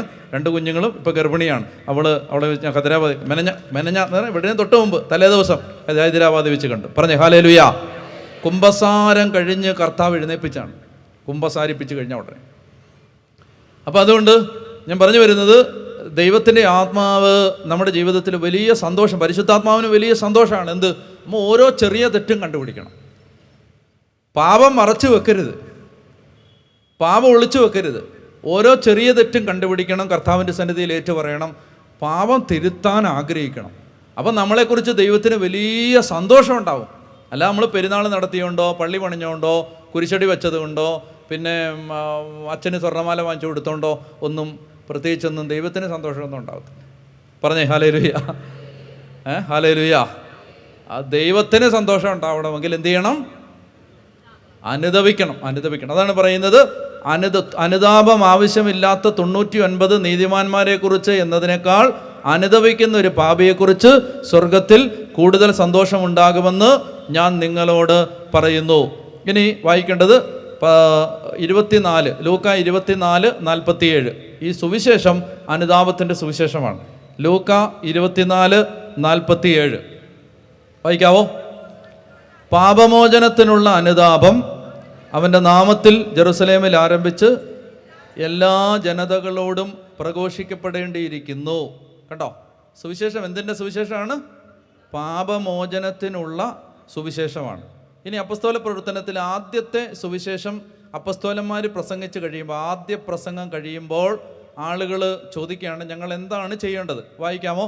അപ്പസ്തോല പ്രവർത്തനം 2-ാം അധ്യായം 37-ാമത്തെ വാക്യം. അപ്പസ്തോല പ്രവർത്തനം 2-ാം അധ്യായം 37-ാമത്തെ വാക്യം. ഇത് കേട്ടപ്പോൾ അവർ ഹൃദയം നുറുങ്ങി പത്രോസിനോടും മറ്റപ്പസ്തോലന്മാരോടും ചോദിച്ചു, സഹോദരന്മാരെ, ഞങ്ങൾ എന്താണ് ചെയ്യേണ്ടത്? പത്രോസ് പറഞ്ഞു, നിങ്ങൾ സ്തോത്രകാഴ്ച ഇടുവിൻ. ആണോ? പത്രോസ് എന്താ പറഞ്ഞേ? നിങ്ങൾ ഹല്ലേലൂയ ഉറക്കെ പറയുവിൻ. ആണോ? പത്രോസ് പറഞ്ഞു, നിങ്ങൾ പശ്ചാത്തപിക്കുവിൻ, പാപമോചനത്തിനായി എല്ലാവരും യേശുക്രിസ്തുവിൻ്റെ നാമത്തിൽ സ്നാനം സ്വീകരിക്കുവിൻ. ഇനി 3-ാം അധ്യായത്തിൻ്റെ 19-ാമത്തെ വാക്യം. അപ്പസ്തോല പ്രവർത്തനം 3-ാം അധ്യായത്തിൻ്റെ 19-ാമത്തെ വാക്യം. അതിനാൽ നിങ്ങളുടെ പാപങ്ങൾ മായ്ച്ചു കളയാൻ പശ്ചാത്തപിച്ച് ദൈവത്തിലേക്ക് തിരിയുവിൻ. പാപങ്ങൾ മായ്ച്ചു കളയാൻ പശ്ചാത്തപിച്ച് ദൈവത്തിലേക്ക് തിരിയുവിൻ. അപ്പസ്തോല പ്രവർത്തനം 17-ാം അധ്യായം 30-ാമത്തെ വാക്യം. അപ്പസ്തോല പ്രവർത്തനം 17-ാം അധ്യായം 30-ാമത്തെ വാക്യം. അജ്ഞതയുടെ കാലഘട്ടങ്ങളെ ദൈവം കണക്കിലെടുക്കുന്നില്ല, എന്നാൽ ഇപ്പോൾ എല്ലായിടത്തുമുള്ള സകല ജനങ്ങളും പശ്ചാത്തപിക്കണമെന്ന് അവിടുന്ന് ആഗ്രഹിക്കുന്നു. അജ്ഞതയുടെ അറിവില്ലാത്ത കാലത്തെ ദൈവം പരിഗണിക്കുന്നില്ല, എന്നാൽ ഇപ്പോൾ എല്ലായിടത്തുമുള്ള എല്ലാ ജനങ്ങളും പശ്ചാത്തപിക്കണമെന്ന് ദൈവം ആഗ്രഹിക്കുന്നു. പറഞ്ഞേ ഹല്ലേലൂയ. ഇനി 26-ാം അധ്യായം അപ്പസ്തോല പ്രവർത്തനം 26-ാം അധ്യായം 20-ാമത്തെ വാക്യം. അപ്പസ്തോല പ്രവർത്തനം 26:20. പ്രത്യുത ആദ്യം ദമാസ്കസിലുള്ളവരോടും പിന്നീട് ജെറുസലേമിലും യൂദാ മുഴുവനിലും ഉള്ളവരോടും വിജാതീയരോടും അവർ പശ്ചാത്തപിക്കണമെന്നും പശ്ചാത്താപത്തിന് യോജിച്ച പ്രവൃത്തികൾ ചെയ്തുകൊണ്ട് ദൈവത്തിൻ്റെ അടുത്തേക്ക് തിരിയണമെന്നും പ്രസംഗിക്കുകയത്രേ ചെയ്തത്. അദ്ദേഹം പറയുകയാണ്, പൗലോസിൻ്റെ പ്രസംഗത്തെക്കുറിച്ച് പറയുകയാണ്, അതെ ഞാൻ പ്രസംഗിച്ച എന്താണ്? എല്ലാവരും പാപങ്ങളെക്കുറിച്ച് പശ്ചാത്തപിക്കണമെന്നാണ് ഞാൻ പ്രസംഗിച്ചത്. പറഞ്ഞേ ഹല്ലേലൂയ, ഹല്ലേലൂയ, ഹല്ലേലൂയ. ഇനി റോമാലേഖനത്തിൻ്റെ 2-ാം അധ്യായത്തിൻ്റെ 4-ാമത്തെ വാക്യം. റോമാലേഖനത്തിൻ്റെ 2-ാം അധ്യായത്തിൻ്റെ 4-ാമത്തെ വാക്യം. 4-ാമത്തെ വാക്യം വായിച്ചേ. അതോ അവിടുത്തെ നിസ്സീമമായ കരുണയും സഹിഷ്ണുതയും ക്ഷമയും നീ നിസാരമാക്കുകയാണോ? ദൈവത്തിൻ്റെ കരുണയെ നീ നിസാരമാക്കുകയാണോ ചെയ്യുന്നത്? നിന്നെ അനുതാപത്തിലേക്ക് നയിക്കുകയാണ് ദൈവത്തിൻ്റെ കരുണയുടെ ലക്ഷ്യമെന്ന് നീ അത് ദൈവം കരുണ കാണിക്കുമെന്ന് പറഞ്ഞ് നീ അതിന് കാലതാമസം വരുത്തുകയാണോ? നീ അത് വച്ച് നീട്ടുകയാണോ? അതിന് നീ താമസം വരുത്തിക്കൊണ്ടിരിക്കുകയാണോ? ദൈവം ചോദിക്കുകയാണ്, നിന്നെ അനുതാപത്തിലേക്ക് നയിക്കുകയാണ് ദൈവത്തിൻ്റെ കരുണയുടെ ലക്ഷ്യമെന്ന് നീ അറിയുന്നില്ലേ? വീണ്ടും വായിക്കാം, 2 കൊരിന്തോസ് 7-ാം അധ്യായം 9-10 വാക്യങ്ങൾ. 2 കൊരിന്തോസ് 7-ാം അധ്യായം 9-10 വാക്യങ്ങൾ. 2 കൊരിന്തോസ് 7:9-10. ഇപ്പോഴാകട്ടെ ഞാൻ സന്തോഷിക്കുന്നു, നിങ്ങളെ ദുഃഖിപ്പിച്ചത് കൊണ്ടല്ല, മറിച്ച് നിങ്ങളുടെ ദുഃഖം പശ്ചാത്താപത്തിലേക്ക് നയിച്ചത് കൊണ്ട്, നിങ്ങളുടെ ദുഃഖം ദൈവഹിതപ്രകാരമായിരുന്നത് കൊണ്ട്. ദൈവഹിതപ്രകാരമുള്ള ദുഃഖം രക്ഷാകരമായ പശ്ചാത്താപം ജനിപ്പിക്കുന്നു. ഇതാണ്, അതായത് പാപത്തെക്കുറിച്ചുള്ള ദുഃഖം അത് രക്ഷാകരമായ പശ്ചാത്താപമാണ്, കുറ്റബോധമല്ല. രക്ഷാകരമായ പശ്ചാത്താപം, രക്ഷയിലേക്ക് നയിക്കാൻ ഒരു വ്യക്തിക്ക് ആവശ്യമുണ്ടായിരിക്കേണ്ട പശ്ചാത്താപമാണത്. 2-3 വചനങ്ങളൂടെ പെട്ടെന്ന് വായിക്കാം. വെളിപാട് പുസ്തകം 2-ാം അധ്യായം 5-ാമത്തെ വാക്യം. വെളിപാട് പുസ്തകം 2-ാം അധ്യായം 5-ാമത്തെ വാക്യം വേഗം വായിക്കാം. വെളിപാട് 2:5. എങ്കിലും നിനക്കെതിരെ എനിക്കൊന്ന് പറയാനുണ്ട്, നിനക്ക് ആദ്യമുണ്ടായിരുന്ന സ്നേഹം നീ കൈവെടിഞ്ഞു, അതിനാൽ നീ ഏതവസ്ഥയിൽ നിന്നാണ് അധപ്പതിച്ചതെന്ന് ചിന്തിക്കുക, അനുതപിച്ച് ആദ്യത്തെ പ്രവൃത്തികൾ ചെയ്യുക, അല്ലെങ്കിൽ ഞാൻ നിന്റെ അടുത്ത് വരികയും നിന്റെ ദീപപീഠം അതിൻ്റെ സ്ഥലത്ത് നിന്ന് നീക്കിക്കളയുകയും ചെയ്യും.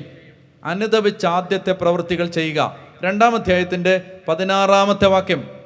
2-ാം അധ്യായത്തിൻ്റെ 16-ാമത്തെ വാക്യം വായിക്കാം. അതുകൊണ്ട് അനുതപിക്കുക, അല്ലെങ്കിൽ നിന്റെ അടുത്തേക്ക് ഞാൻ ഉടനെ വന്ന് എൻ്റെ വായിലെ വാൾ കൊണ്ട് അവരോട് പോരാടും. ഇനി 2-ാം അധ്യായത്തിൻ്റെ 21-ഉം 22-ഉം 20 മുതൽ വായിച്ചോ. എങ്കിലും നിനക്കെതിരെ എനിക്ക് പറയാനുണ്ട്, പ്രവാചകി എന്ന് അവകാശപ്പെടുകയും വ്യഭിചാരം ചെയ്യാനും വിഗ്രഹങ്ങൾക്ക് അർപ്പിച്ചവ ഭക്ഷിക്കാനും എൻ്റെ ദാസരെ പഠിപ്പിക്കുകയും വശീകരിക്കുകയും ചെയ്യുന്ന ജസബൽ എന്ന സ്ത്രീയോട് നീ സഹിഷ്ണുത കാണിക്കുന്നു. അനുതപിക്കാൻ ഞാൻ അവൾക്ക് അവസരം നൽകി, എന്നാൽ അവൾ തൻ്റെ വ്യഭിചാരത്തെക്കുറിച്ച് അനുതപിക്കാൻ കൂട്ടാക്കുന്നില്ല. ഇതാ ഞാൻ അവളെ രോഗശയ്യയിൽ തള്ളിയിടുന്നു. 3-ാം അധ്യായത്തിൻ്റെ 3-ാം വാക്യം. വെളിപാട് പുസ്തകത്തിൻ്റെ 3-ാം അധ്യായത്തിൻ്റെ 3-ാമത്തെ വാക്യം. അതുകൊണ്ട് നീ സ്വീകരിച്ചതും കേട്ടതും എന്തെന്ന് അനുസ്മരിച്ച് അത് കാത്തു സൂക്ഷിക്കുകയും അനുതപിക്കുകയും ചെയ്യുക. നീ ഉണരുന്നില്ലെങ്കിൽ ഞാൻ കള്ളനെപ്പോലെ വരും. ഏത് സമയത്താണ് ഞാൻ നിന്നെ പിടികൂടുകയെന്ന് നീ അറിയുകയില്ല. മനസ്സിലായോ? അതായത് എന്ത് ചെയ്യണം? അതുകൊണ്ട് നീ എന്ത് ചെയ്യണം? നീ അനുതപിച്ച്, നീ എന്നിൽ നിന്ന് കേട്ടതെല്ലാം സ്വീകരിച്ച് അനുതപിച്ച് നീ അത് കാത്തു സൂക്ഷിക്കുക. എന്നിൽ നിന്ന് കേട്ട കാര്യങ്ങൾ കാത്തു സൂക്ഷിക്കുക. അപ്പോൾ ഇതാണ് സുവിശേഷങ്ങളും ദൈവവചനം പുതിയ നിയമവും നമ്മളോട് ആവശ്യപ്പെടുന്നത്. വളരെ ശ്രദ്ധിച്ച് കേൾക്കുക. ഞാൻ കൂടുതൽ ഇതിനെക്കുറിച്ച് കർത്താവ് പ്രേരണ തരികയാണെങ്കിൽ കൂടുതൽ ഞാൻ പിന്നീട് നാളെ വിശദീകരിക്കാം. ഇപ്പം നിങ്ങൾ മനസ്സിലാക്കേണ്ട ഒരു സംഗതി ഇതാണ്. ദൈവം നമ്മളോട് പറയുകയാണ് അനുതപിക്കുക. എന്തൊക്കെയാണ് നവീകരിക്കപ്പെടാനുള്ളത്? മനസ്സും ശരീരവും നവീകരിക്കപ്പെടാൻ. മനസ്സിൽ ഒത്തിരി തെറ്റായ ബോധ്യങ്ങളുണ്ട്. അപ്പോൾ പെട്ടെന്ന് ഞാൻ പറയാം. മനസ്സും ശരീരവും നവീകരിക്കപ്പെടാൻ എന്താ ചെയ്യേണ്ടതെന്ന് അറിയാമോ? മനസ്സിനെ ദൈവവചനം കൊണ്ട് അളക്കണം. വചനം കൊണ്ട് അളക്കണം. എന്നാലേ നമുക്ക് മനസ്സ് മലിനമാണോ എന്ന് അറിയത്തുള്ളൂ. അല്ലാതെ ഈ ലോകത്തിൻ്റെ ടൂളുകൾ കൊണ്ട് അളന്നിട്ട് കാര്യമില്ല. ലോകം പറയുന്നത് പോലെ ദൈവവചനം കൊണ്ടാണ് അളക്കേണ്ടത്. അങ്ങനെയാണെങ്കിൽ ഇപ്പം നമ്മളൊരാളെ അടിച്ചു, നമ്മളയാളെ ഇടിച്ചു. അപ്പോൾ ആളുകൾ പറയാണ്, മനുഷ്യരോട് നമ്മൾ പറയുകയാണ്, ഞാനിങ്ങോട്ട് വരുന്ന വഴിക്ക് ഒന്നും ചെയ്യാതെ എന്നെ അവൻ പിടിച്ച് അടിച്ചു. നീ എന്നാ ചെയ്തു? ഞാൻ അവനെ കുറിച്ച് നിർത്തി ഇടിച്ചു. നന്നായി പോയി, കണക്കായി പോയി അല്ലേ? അങ്ങനെയല്ലേ പറയൂ? നന്നായി പോയി. അല്ലാതെ എന്താ വെറുതെ വന്നാൽ നിന്നെ വെറുതെ വന്ന അച്ഛനെ അടിക്കേണ്ട കാര്യമുണ്ടോ? അച്ഛൻ എന്ത് ചെയ്തു? ഞാനവനെ പുക്കിള് നോക്കി ഇടിച്ചു കൊടുത്തു. ഓക്കെ, വെരി ഗുഡ്, നന്നായി പോയി. ഇതാരുടെ സ്കെയിലാണ്? ലോകത്തിൻ്റെ. വചനം വെച്ച് അളന്നാൽ മനസ്സ് നവീകരിക്കപ്പെട്ടോന്ന് അറിയാൻ പറ്റും. വചനം വെച്ച് അളക്കുമ്പോൾ എന്ത് പറയും? ഒരു കാരണത്തടിക്കുന്നവന് ആണ്ട കിടക്കുന്നു. അപ്പം മനസ്സ് നവീകരിക്കപ്പെട്ടിട്ടില്ല. ഇപ്പോഴും അവനോട് എന്താ? ഇടിച്ചവനോട് വൈരാഗ്യമാണ്. ഇടിച്ചവനോട് ഭയങ്കര വൈരാഗ്യം. അവനെ എവിടെയെങ്കിലും ഒത്തു കിട്ടിയാൽ, മാത്രമല്ല ഒന്നും ചെയ്യാൻ പറ്റത്തില്ലെന്ന് വെച്ചോ, ഒന്നും ചെയ്യാൻ പറ്റത്തില്ലെങ്കിൽ അയ്യോ ഭാവി ഇത്രയെങ്കിലും പറയും, ദൈവം ചോദിച്ചോളൂ വിടാ, അത്രയെങ്കിലും പറയും. ദൈവം ഉണ്ടല്ലോ, ദൈവം കാണുന്നുണ്ടല്ലോ. അതൊന്നും ചെയ്യാൻ പറ്റാത്തതിൻ്റെ നിലവിളിയാണ്. ഇനി അതെല്ലാം ഒന്നും ചെയ്യാൻ പറ്റത്തില്ല. അന്നേരമാണ് അവനങ്ങോട്ട് പോകുന്ന വഴിക്ക് പട്ടി കുറുക്കിയുടെ അവൻ ബൈക്കിൽ നിന്ന് വീണ് കണക്കായിപ്പോയി.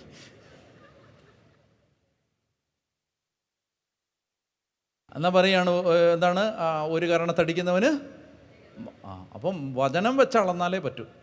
അല്ലെങ്കിൽ ലോകപ്രകാരമാണെങ്കിൽ നമ്മൾ ഇതൊക്കെ ശരിയാണെന്ന് ഈ ഏദോം തകർന്നത് കണ്ടിട്ട് ഇസ്രായേൽ സന്തോഷിക്കുമ്പോൾ ദൈവവചനം അതിനെ ഓർത്ത് തിരുത്തുന്നുണ്ട്. അതായത് അവരുടെ ശത്രുവിൻ്റെ നാശം കണ്ട് നീ സന്തോഷിച്ചു, അതുകൊണ്ട് ഞാൻ നിനക്കെതിരെ വരാൻ പോവാന്ന്. അപ്പോൾ വചനം വെച്ച് അളന്നാലേ പറ്റത്തുള്ളൂ. വചനം വെച്ച് അളക്കുമ്പോഴാണ് ഒത്തിരി കാര്യങ്ങൾ തെറ്റാണ് നമ്മൾ ചെയ്തുകൊണ്ടിരിക്കുന്നത്. മനസ്സ് ഇപ്പോഴും ലോകപ്രകാരമാണ് പലതും ശരിയെന്ന് വിചാരിച്ചുകൊണ്ടിരിക്കുന്നത്. ദൈവത്തിൻ്റെ വചനപ്രകാരം അല്ലേ. അതിന് മാന്തുന്നവന്, എൻ്റെ വസ്തുക്കൾ എടുത്തുകൊണ്ട് വന്നവനോട്. ഞാൻ ഭഗവത്ഗീതയിലെ കാര്യങ്ങളല്ല പറയുന്നത്. എൻ്റെ വസ്തുക്കൾ എടുത്തുകൊണ്ട് വന്നവനോട് തിരികെ ചോദിക്കരുത്. 1 മൈൽ ദൂരം പോകാൻ ആവശ്യപ്പെടുന്നവൻ്റെ കൂടെ 2 മൈൽ ദൂരം പോവുക അല്ലേ. കണ്ണൂർ വരെ പോകാൻ പറയുന്നവനെ കാസർഗോഡ് കൊണ്ടുവിടുക. ഉടുപ്പെടുക്കുന്നവന് നിക്കർ കൊടുക്കണം. ഉടുപ്പെടുക്കുന്നവന് മേലങ്കി കൂടെ കൊടുക്കാം. മേലങ്കി കൂടെ കൊടുക്കുമോ? അത് ചുരിദാർ എടുക്കുന്നവന് ഷോൾ കൂടെ കൊടുക്കുമോ? ഷോളില്ലല്ലോ ചേച്ചിക്ക്, ഷോളില്ലല്ലോ. ഇവനെങ്ങനെ കൊടുക്കുമെന്ന് പറയുന്നത്? വല്ലവരുടെ എടുത്ത് കൊടുക്കുമെന്ന്. പിന്നെ ഉണ്ടോ? ഷോളില്ലാത്ത ചേച്ചിയാണ് പറഞ്ഞ കൊടുക്കുമെന്ന്. വല്ലവൻ്റെ എടുത്ത് കൊടുക്കാമെന്ന്. ഉണ്ടല്ലേ? എന്നെ പണയം വെച്ചാണോ? ചൂടായിരുന്നു. ഞാൻ വിചാരിച്ച് പണ്ടൊക്കെ ഈ പണയം വെക്കുന്നത് ഉടുപ്പൊക്കെ ആയിരുന്നു, പണയ വസ്തുവായിരുന്നു ഉടുപ്പ്. ഞാൻ വിചാരിച്ച് ചേച്ചി പിന്നെ ജ്യൂസ് കുടിക്കാൻ പൈസയ്ക്ക് ഷോള് പണയം വെച്ചാണ്. പറഞ്ഞേ ഹല്ലേലൂയ. അപ്പം ഞാൻ പറഞ്ഞു വന്നതേ ഷോളിൻ്റെ. അപ്പോൾ ചുരിദാർ എടുക്കുന്നവന് ഷോൾഡർ കൊടുക്കുമോ? പറ. കൊടുക്കും. കൊടുക്കുമോ? അല്ല, ഞാൻ ഷോളല്ല ചോദിച്ചത്. കർത്താവ് പറയാണ് ഈ ഉടുപ്പെടുക്കുന്നവന് മേലേക്ക് കൂടെ കൊടുക്കണം. കൊടുക്കുമോ? മൊബൈൽ എടുക്കുന്നവന് ചാർജറോടെ കൊടുക്കുമോ? അല്ല, തരുമോ മൊബൈൽ? ഒന്ന് കാണുന്നത് കഴിഞ്ഞേ. അപ്പോൾ നിന്റെ വസ്തുക്കൾ എടുത്തുകൊണ്ട് പോകുന്നവനോട് തിരികെ വായ്പ വാങ്ങാൻ ഇച്ഛിക്കുന്നവനടുത്തുനിന്ന് ഒഴിഞ്ഞു മാറരുതെന്ന്. അവൻ കടം വാങ്ങിക്കാൻ വരികയാണ്. അപ്പം എന്ത് ചെയ്യുക? അപ്പനിവിടെ ഇല്ലെന്ന് പറഞ്ഞൊരു മോനെ എന്ന് പറഞ്ഞ് കട്ടിലടി കയറരുത്. വായ്പ വാങ്ങാൻ ഇച്ഛിക്കുന്നവരുടെ അടുത്തുനിന്ന് ഒഴിഞ്ഞ് മാറരുത്. ഇതൊക്കെയാണ് വചനം. അത് വെച്ച് അളന്നാലേ നമ്മൾ എന്നാ ദ്രോഹികളാണെന്ന് മനസ്സിലാവും അല്ലേ. നമ്മൾ നല്ല ആളുകളാണെന്ന് വിചാരിച്ചിരിക്കും. ഞാൻ ആർക്കും ഒരു ദ്രോഹവും ചെയ്തില്ല. പണ്ടൊക്കെ ഞങ്ങൾ ധ്യാനം കൂടാൻ വേണ്ടി തിരുവനന്തപുരത്ത് ആളുകളെ വിളിക്കുമ്പോൾ അവർ പറയാന്ന്, ധ്യാനം കൂടാനോ? ഞാനോ? അതിന് എനിക്ക് പ്രോബ്ലമൊന്നും ഇല്ലല്ലോ. എനിക്കെന്നാ പ്രോബ്ലം? ഒരു പ്രോബ്ലം ഇല്ല. ലോകപ്രകാരം ഒരു പ്രോബ്ലം ഇല്ല. ആർക്കും ഒരു ദ്രോഹവും ചെയ്യുന്നില്ല, അന്യനെ ദ്രോഹിക്കുന്നില്ല, അവനവൻ്റെ കാര്യം നോക്കി ജീവിക്കുന്നു. പക്ഷെ ദൈവത്തിൻ്റെ കണ്ണിൽ വചനം വെച്ചളന്നാൽ മഹാപാപികളാണ്. മനസ്സിൻ്റെ നവീകരണം വഴി രൂപാന്തരപ്പെടണം. പിന്നെന്ത് ചെയ്യണം?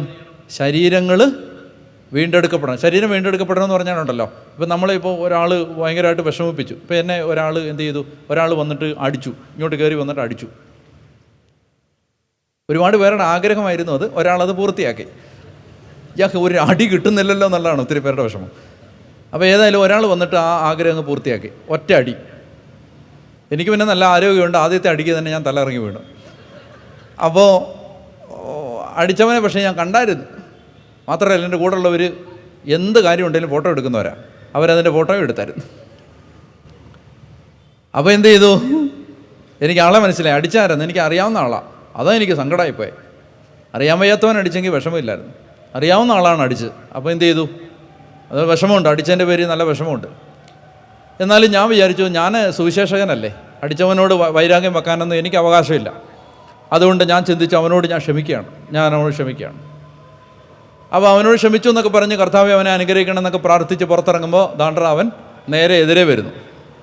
ശ്രദ്ധിക്കണം, എനിക്ക് നേരെ എതിരെ ഈ എന്നെ അടിച്ചവൻ എനിക്ക് നേരെ വരുമ്പോൾ എൻ്റെ ഉള്ളിൻ്റെ ഉള്ളിൽ ദൈവവചന പ്രകാരം എനിക്ക് ശരിക്കും ആഗ്രഹമുണ്ട് ഇവനോട് ക്ഷമിക്കണമെന്ന്. പക്ഷെ എന്നാലും നേരെ വന്ന് മുമ്പിൽ നിൽക്കുമ്പോൾ മുഖം അറിയാതെ കൂടിപ്പോവും. ആഗ്രഹം ഉണ്ടായിട്ടല്ല, തന്നെ അങ്ങ് കൂടിപ്പോയി. ശരീരം വീണ്ടെടുക്കപ്പെട്ടിട്ടില്ല. ഈ ശരീരത്തിനകത്ത് ഈ ആരിശവും ദേഷ്യവും എല്ലാം കിടക്കുകയാണ്. ശരീരം വീണ്ടെടുക്കപ്പെട്ടിട്ടില്ല അല്ലേ. ആത്മാവ് സന്നദ്ധമാണ്, പക്ഷെ ശരീരം പ്രാർത്ഥിക്കണമെന്ന് ഭയങ്കര ആഗ്രഹമുണ്ട്, ഭയങ്കര ആഗ്രഹം. ഇന്നും 3 മണിക്ക് എഴുന്നേറ്റ് പ്രാർത്ഥിക്കണമെന്ന് ഓർത്ത് ഇന്ന് വചനമൊക്കെ കേട്ടിട്ട് പോയി അലാറം വെച്ചിട്ട് നാളെ രാവിലെ 3 മണിയാകുമ്പോൾ പാവം അലാം, അതിന് വല്ലതും അറിയാവോ? അതിന് ബോധമുണ്ടോ? നമുക്ക് ക്ഷീണമെന്ന് അതിനറിയാവോ? അത് കിടന്നടിക്കും കറക്റ്റ് 3 മണിക്ക് തന്നെ. 3:1 ആയിക്കോട്ടെ എന്ന് അലാറം വിചാരിക്കുമോ? ഇല്ല, അത് കറക്റ്റ് ആ 3 മണിക്ക് തന്നെ അടിക്കും. 3 മണിക്ക് അടിക്കുമ്പോൾ നമ്മളെന്ത് ചെയ്യും? ആത്മാവ് സന്നദ്ധമാണ്, പക്ഷേ ശരീരം ബലഹീനമാണ്. ഇന്നലെ രാത്രി കറണ്ടില്ലായിരുന്നു, കൊതുകടി ഉണ്ടായിരുന്നു, ഒട്ടും ഉറങ്ങിയിട്ടില്ല. ഉറങ്ങാതിരുന്നാൽ പകൽ എന്താവും ശരി, കുറച്ചു നേരം കൂടെ ഉറങ്ങാമെന്ന് പറഞ്ഞ് നമ്മൾ അലാറം എടുത്ത് നിലത്തെറിഞ്ഞിട്ട് വീണ്ടും കിടന്നുറങ്ങും. അപ്പോൾ ആത്മാവ് സന്നദ്ധമാണ്, പക്ഷേ ശരീരം ബലഹീനമാണ്. നല്ല വചനം കേൾക്കണമെന്ന് നോക്കി ഓർത്ത് ഇന്നുവരെയും തുറക്കാത്ത പുതിയ ബൈബിളും ഒക്കെ എടുത്ത് അതിൻ്റെ താള് പലതും ഇപ്പോഴാണ് കീറുന്നത്. ഞാൻ കണ്ടായിരുന്നു, അതിനിടയ്ക്ക് വെച്ച് ഇപ്പോഴാണ് കീറി. മത്തായിയൊക്കെ എടുത്തപ്പോൾ ഇപ്പോഴാണ് കീറുന്നത്. അതിൻ്റെ ഒട്ടിയിരുന്ന താളൊക്കെ ആദ്യമായിട്ടാണ് എന്നാ തുറന്നേ. സാരമില്ല, എന്തെങ്കിലും തുറന്നല്ലോ. അപ്പോൾ ഏതായാലും അങ്ങനെ തുറന്നൊക്കെ ബൈബിളൊക്കെ വായിക്കാമെന്ന് പറഞ്ഞ് വന്നതാണ്. 17ാമത്തെ മിനിറ്റിൽ ബൈബിളിൻ്റെ പുറത്ത് കിടന്ന് ഉറങ്ങിക്കൊണ്ടിരിക്കുകയാണ്. ഇപ്പോൾ സ്വോത്രകാഴ്ചയ്ക്ക് വിളിക്കുമ്പോൾ എഴുന്നേക്കും. അന്നേരം ആത്മാവ് സന്നദ്ധമാണ്, പക്ഷേ ശരീരം ബലഹീനമാണ്. അപ്പോൾ ശരീരങ്ങളുടെ വീണ്ടെടുപ്പ് ഉണ്ടാവണം. ശരീരം മനസ്സ് പറയുന്നിടത്തും, അല്ലെങ്കിൽ മനസ്സല്ല ആത്മാവ് പറയുന്നിടത്ത് ശരീരം നിൽക്കണം. നമ്മളിപ്പോൾ ശരീരമാണ് നമ്മളെ ഭരിച്ചുകൊണ്ടിരിക്കുന്നത്. നാളെ വെള്ളിയാഴ്ചയാണ് അല്ലേ? നാളെ വെള്ളിയാഴ്ചയല്ലേ അല്ലേ? വെള്ളിയാഴ്ച മാംസം വർജിക്കണം. അങ്ങനെയൊക്കെ ഉണ്ട്. അപ്പോൾ വെള്ളിയാഴ്ച മാംസം വർജിക്കണമെന്ന് ഉണ്ട്. അപ്പോൾ അന്നേരമാണ് കോഴിക്കോടാണെങ്കിൽ നല്ല കുഴിമന്തി, നല്ല ബിരിയാണി. അപ്പോൾ ഇവിടെ ഒരു അച്ഛൻ പറഞ്ഞു നല്ല പല ടൈപ്പ് ബിരിയാണി കിട്ടും, ഏത് ബിരിയാണിയാണ് വേണ്ടെന്ന് ചോദിച്ചു. നാളെ വെള്ളിയാഴ്ചയാണ്. അപ്പോൾ കോഴി ബിരിയാണി തിന്നാൻ പറ്റുമോ? പറ്റത്തില്ല. അപ്പോൾ ആത്മാവ് പറയുകയാണ് നല്ല ബിരിയാണിയുടെ കുഴിമന്തിയുടെ മണം വരികയാണ്, നല്ല മണം. റോഡ് സൈഡിലാണ് താമസിക്കുന്നത്, അപ്പോൾ നല്ല മണം വരും. അപ്പോൾ രാവിലെ തൊട്ട് മണം. ഞാൻ പണ്ട് 3 ദിവസത്തെ ഉപവാസം എടുത്തത് ജീവിതത്തിൽ ആദ്യമായിട്ട് 3 ദിവസത്തെ ഉപവാസം എടുത്തപ്പോൾ എൻ്റെ അയലോകത്ത് താമസിക്കുന്ന ഹൈറിനീസ അന്ന് നല്ല മീൻ വാങ്ങിച്ച് വറുത്ത്. എൻ്റെ അയലോകത്ത് താമസിക്കുന്ന പങ്കുവെച്ചാൽ നല്ല മീൻ വാങ്ങിച്ച് വറുത്ത്. നിങ്ങളെ ആലോചിച്ച് നോക്ക്, നമ്മൾ ഇത്രയും നാളും 3 നേരം കഴിച്ചുകൊണ്ടിരുന്ന സമയത്തൊന്നും ഇവർക്ക് മീൻ വാങ്ങിക്കണ്ടായിരുന്നു. ഉപവസിക്കാൻ തുടങ്ങുമ്പോൾ അപ്പോൾ ഈ ഭയങ്കര മണം ഇങ്ങനെ വരുമ്പോൾ കുഴിമന്തിയുടെ മണം വരികയാണ്, അല്ലെ പിന്നെ എന്താണ് നെയ്ച്ചോറിൻ്റെ മണം വരികയാണ്. നിങ്ങളുടെ ഭക്ഷണം എന്തൊക്കെയാണോ എന്തോ ബിരിയാണിയുടെ മണം വരിക. അങ്ങനെ അത് വരുന്ന സമയത്ത് ശരീരം പറയുകയാണ് ഒരു ബിരിയാണി തിന്നാം. ശരീരം പറയും. ഉടനെ ആത്മാവ് എന്ത് പറയും? നോ, നമ്മുടെ കർത്താവ് വിശ്വസിക്കുക കുരിശ് മരിച്ച ദിവസമാണ്, കർത്താവ് കഷ്ടപ്പെട്ട ദിവസമാണ്, പാടുപീട് സഹിച്ച നോ ബിരിയാണി ഒന്നും തിന്നാൻ പാടില്ല. അപ്പോൾ ശരീരം കടന്ന് മല്ലടിക്കും. ശരീരം കടന്ന് മല്ലടിച്ച് ശരീരവും മനസ്സും കൂടെ ചേർന്ന് യോജിച്ച് ആത്മാവിനായിട്ട് പീഡിപ്പിച്ചിട്ട് പിന്നെ അടുത്ത സീൻ എന്താണ്? നമ്മൾ കോഴിയും കടിച്ചുകൊണ്ട് ഇരിക്കുന്നതെന്നുള്ളതാണ് അടുത്ത സീൻ. ശരീരം വീണ്ടും എന്ന് പറഞ്ഞാൽ ആത്മാവ് പറയുന്ന ശരീരം അനുസരിക്കുന്നില്ല മോളെ. ശരീരം അനുസരിക്കുന്നില്ല. ആത്മാവ് പറയുന്നുണ്ട് തിന്നരുതെന്ന്, ശരീരം അനുസരിക്കുന്നില്ല. അപ്പോൾ ശരീരം അനുസരിക്കണം എന്നാ ചെയ്യണം? ശരീരങ്ങൾ വീണ്ടും രക്ഷ എന്താന്ന് പിടികിട്ടുന്നോ? അല്ലാതെ കുറേ ഹല്ലേലൂയ പറയുന്നത് മാത്രമല്ല, മനസ്സ് നവീകരിക്കപ്പെടാനുണ്ട്, ശരീരം വീണ്ടെടുക്കപ്പെടാനുണ്ട്. ഇത്രയും പിടികിട്ടിയോ? ഹല്ലേലൂയ. അപ്പോൾ എഴുന്നേറ്റ് നിൽക്കാം.